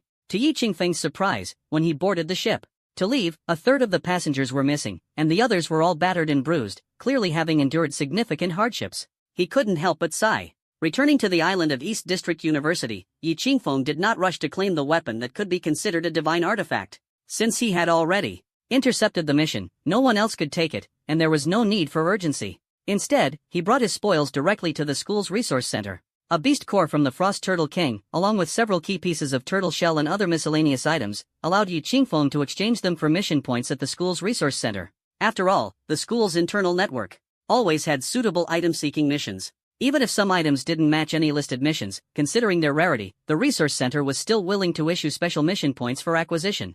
In the end, Yi Qingfeng earned 500 points. However, both Yi Qingfeng and the staff felt regretful that the turtle shell was broken. If it had been intact, it could have been used to extract the highest grade mutation essence, directly enhancing a person's ice affinity to its maximum value, which would have been priceless. But it was clear that such a scenario was impossible. After all, only mages could enter that island, and the fact that he managed to slay the old turtle was already astonishing. Let alone retrieving an intact shell, it was no ordinary water arrow turtle. Unless one day Yi Qingfeng truly couldn't resolve his Dantian issue and resorted to overdrawing his life force to shatter the turtle's internal organs with a single strike, it might be possible. While 500 points seemed significant, considering the turtle's special status, it was merely a second-level mutated beast with limited value. The most precious part had already been destroyed, making it naturally less valuable. The sky gradually darkened, and Yi Qingfeng did not exchange the remaining few fish but brought them back to the cafeteria, inviting Su Pingyan and Zhong Xinxiu along the way. "You're back so soon? I thought you'd be staying in there for several days. Judging by your cheerful smile, I assume you succeeded?" "Of course I succeeded. You two helped me so much. If I hadn't succeeded, wouldn't that have let you down?" Yi Qingfeng laughed heartily and beckoned the two of them toward the cafeteria window. "Thanks to your support, otherwise, I might not have made it back smoothly this time."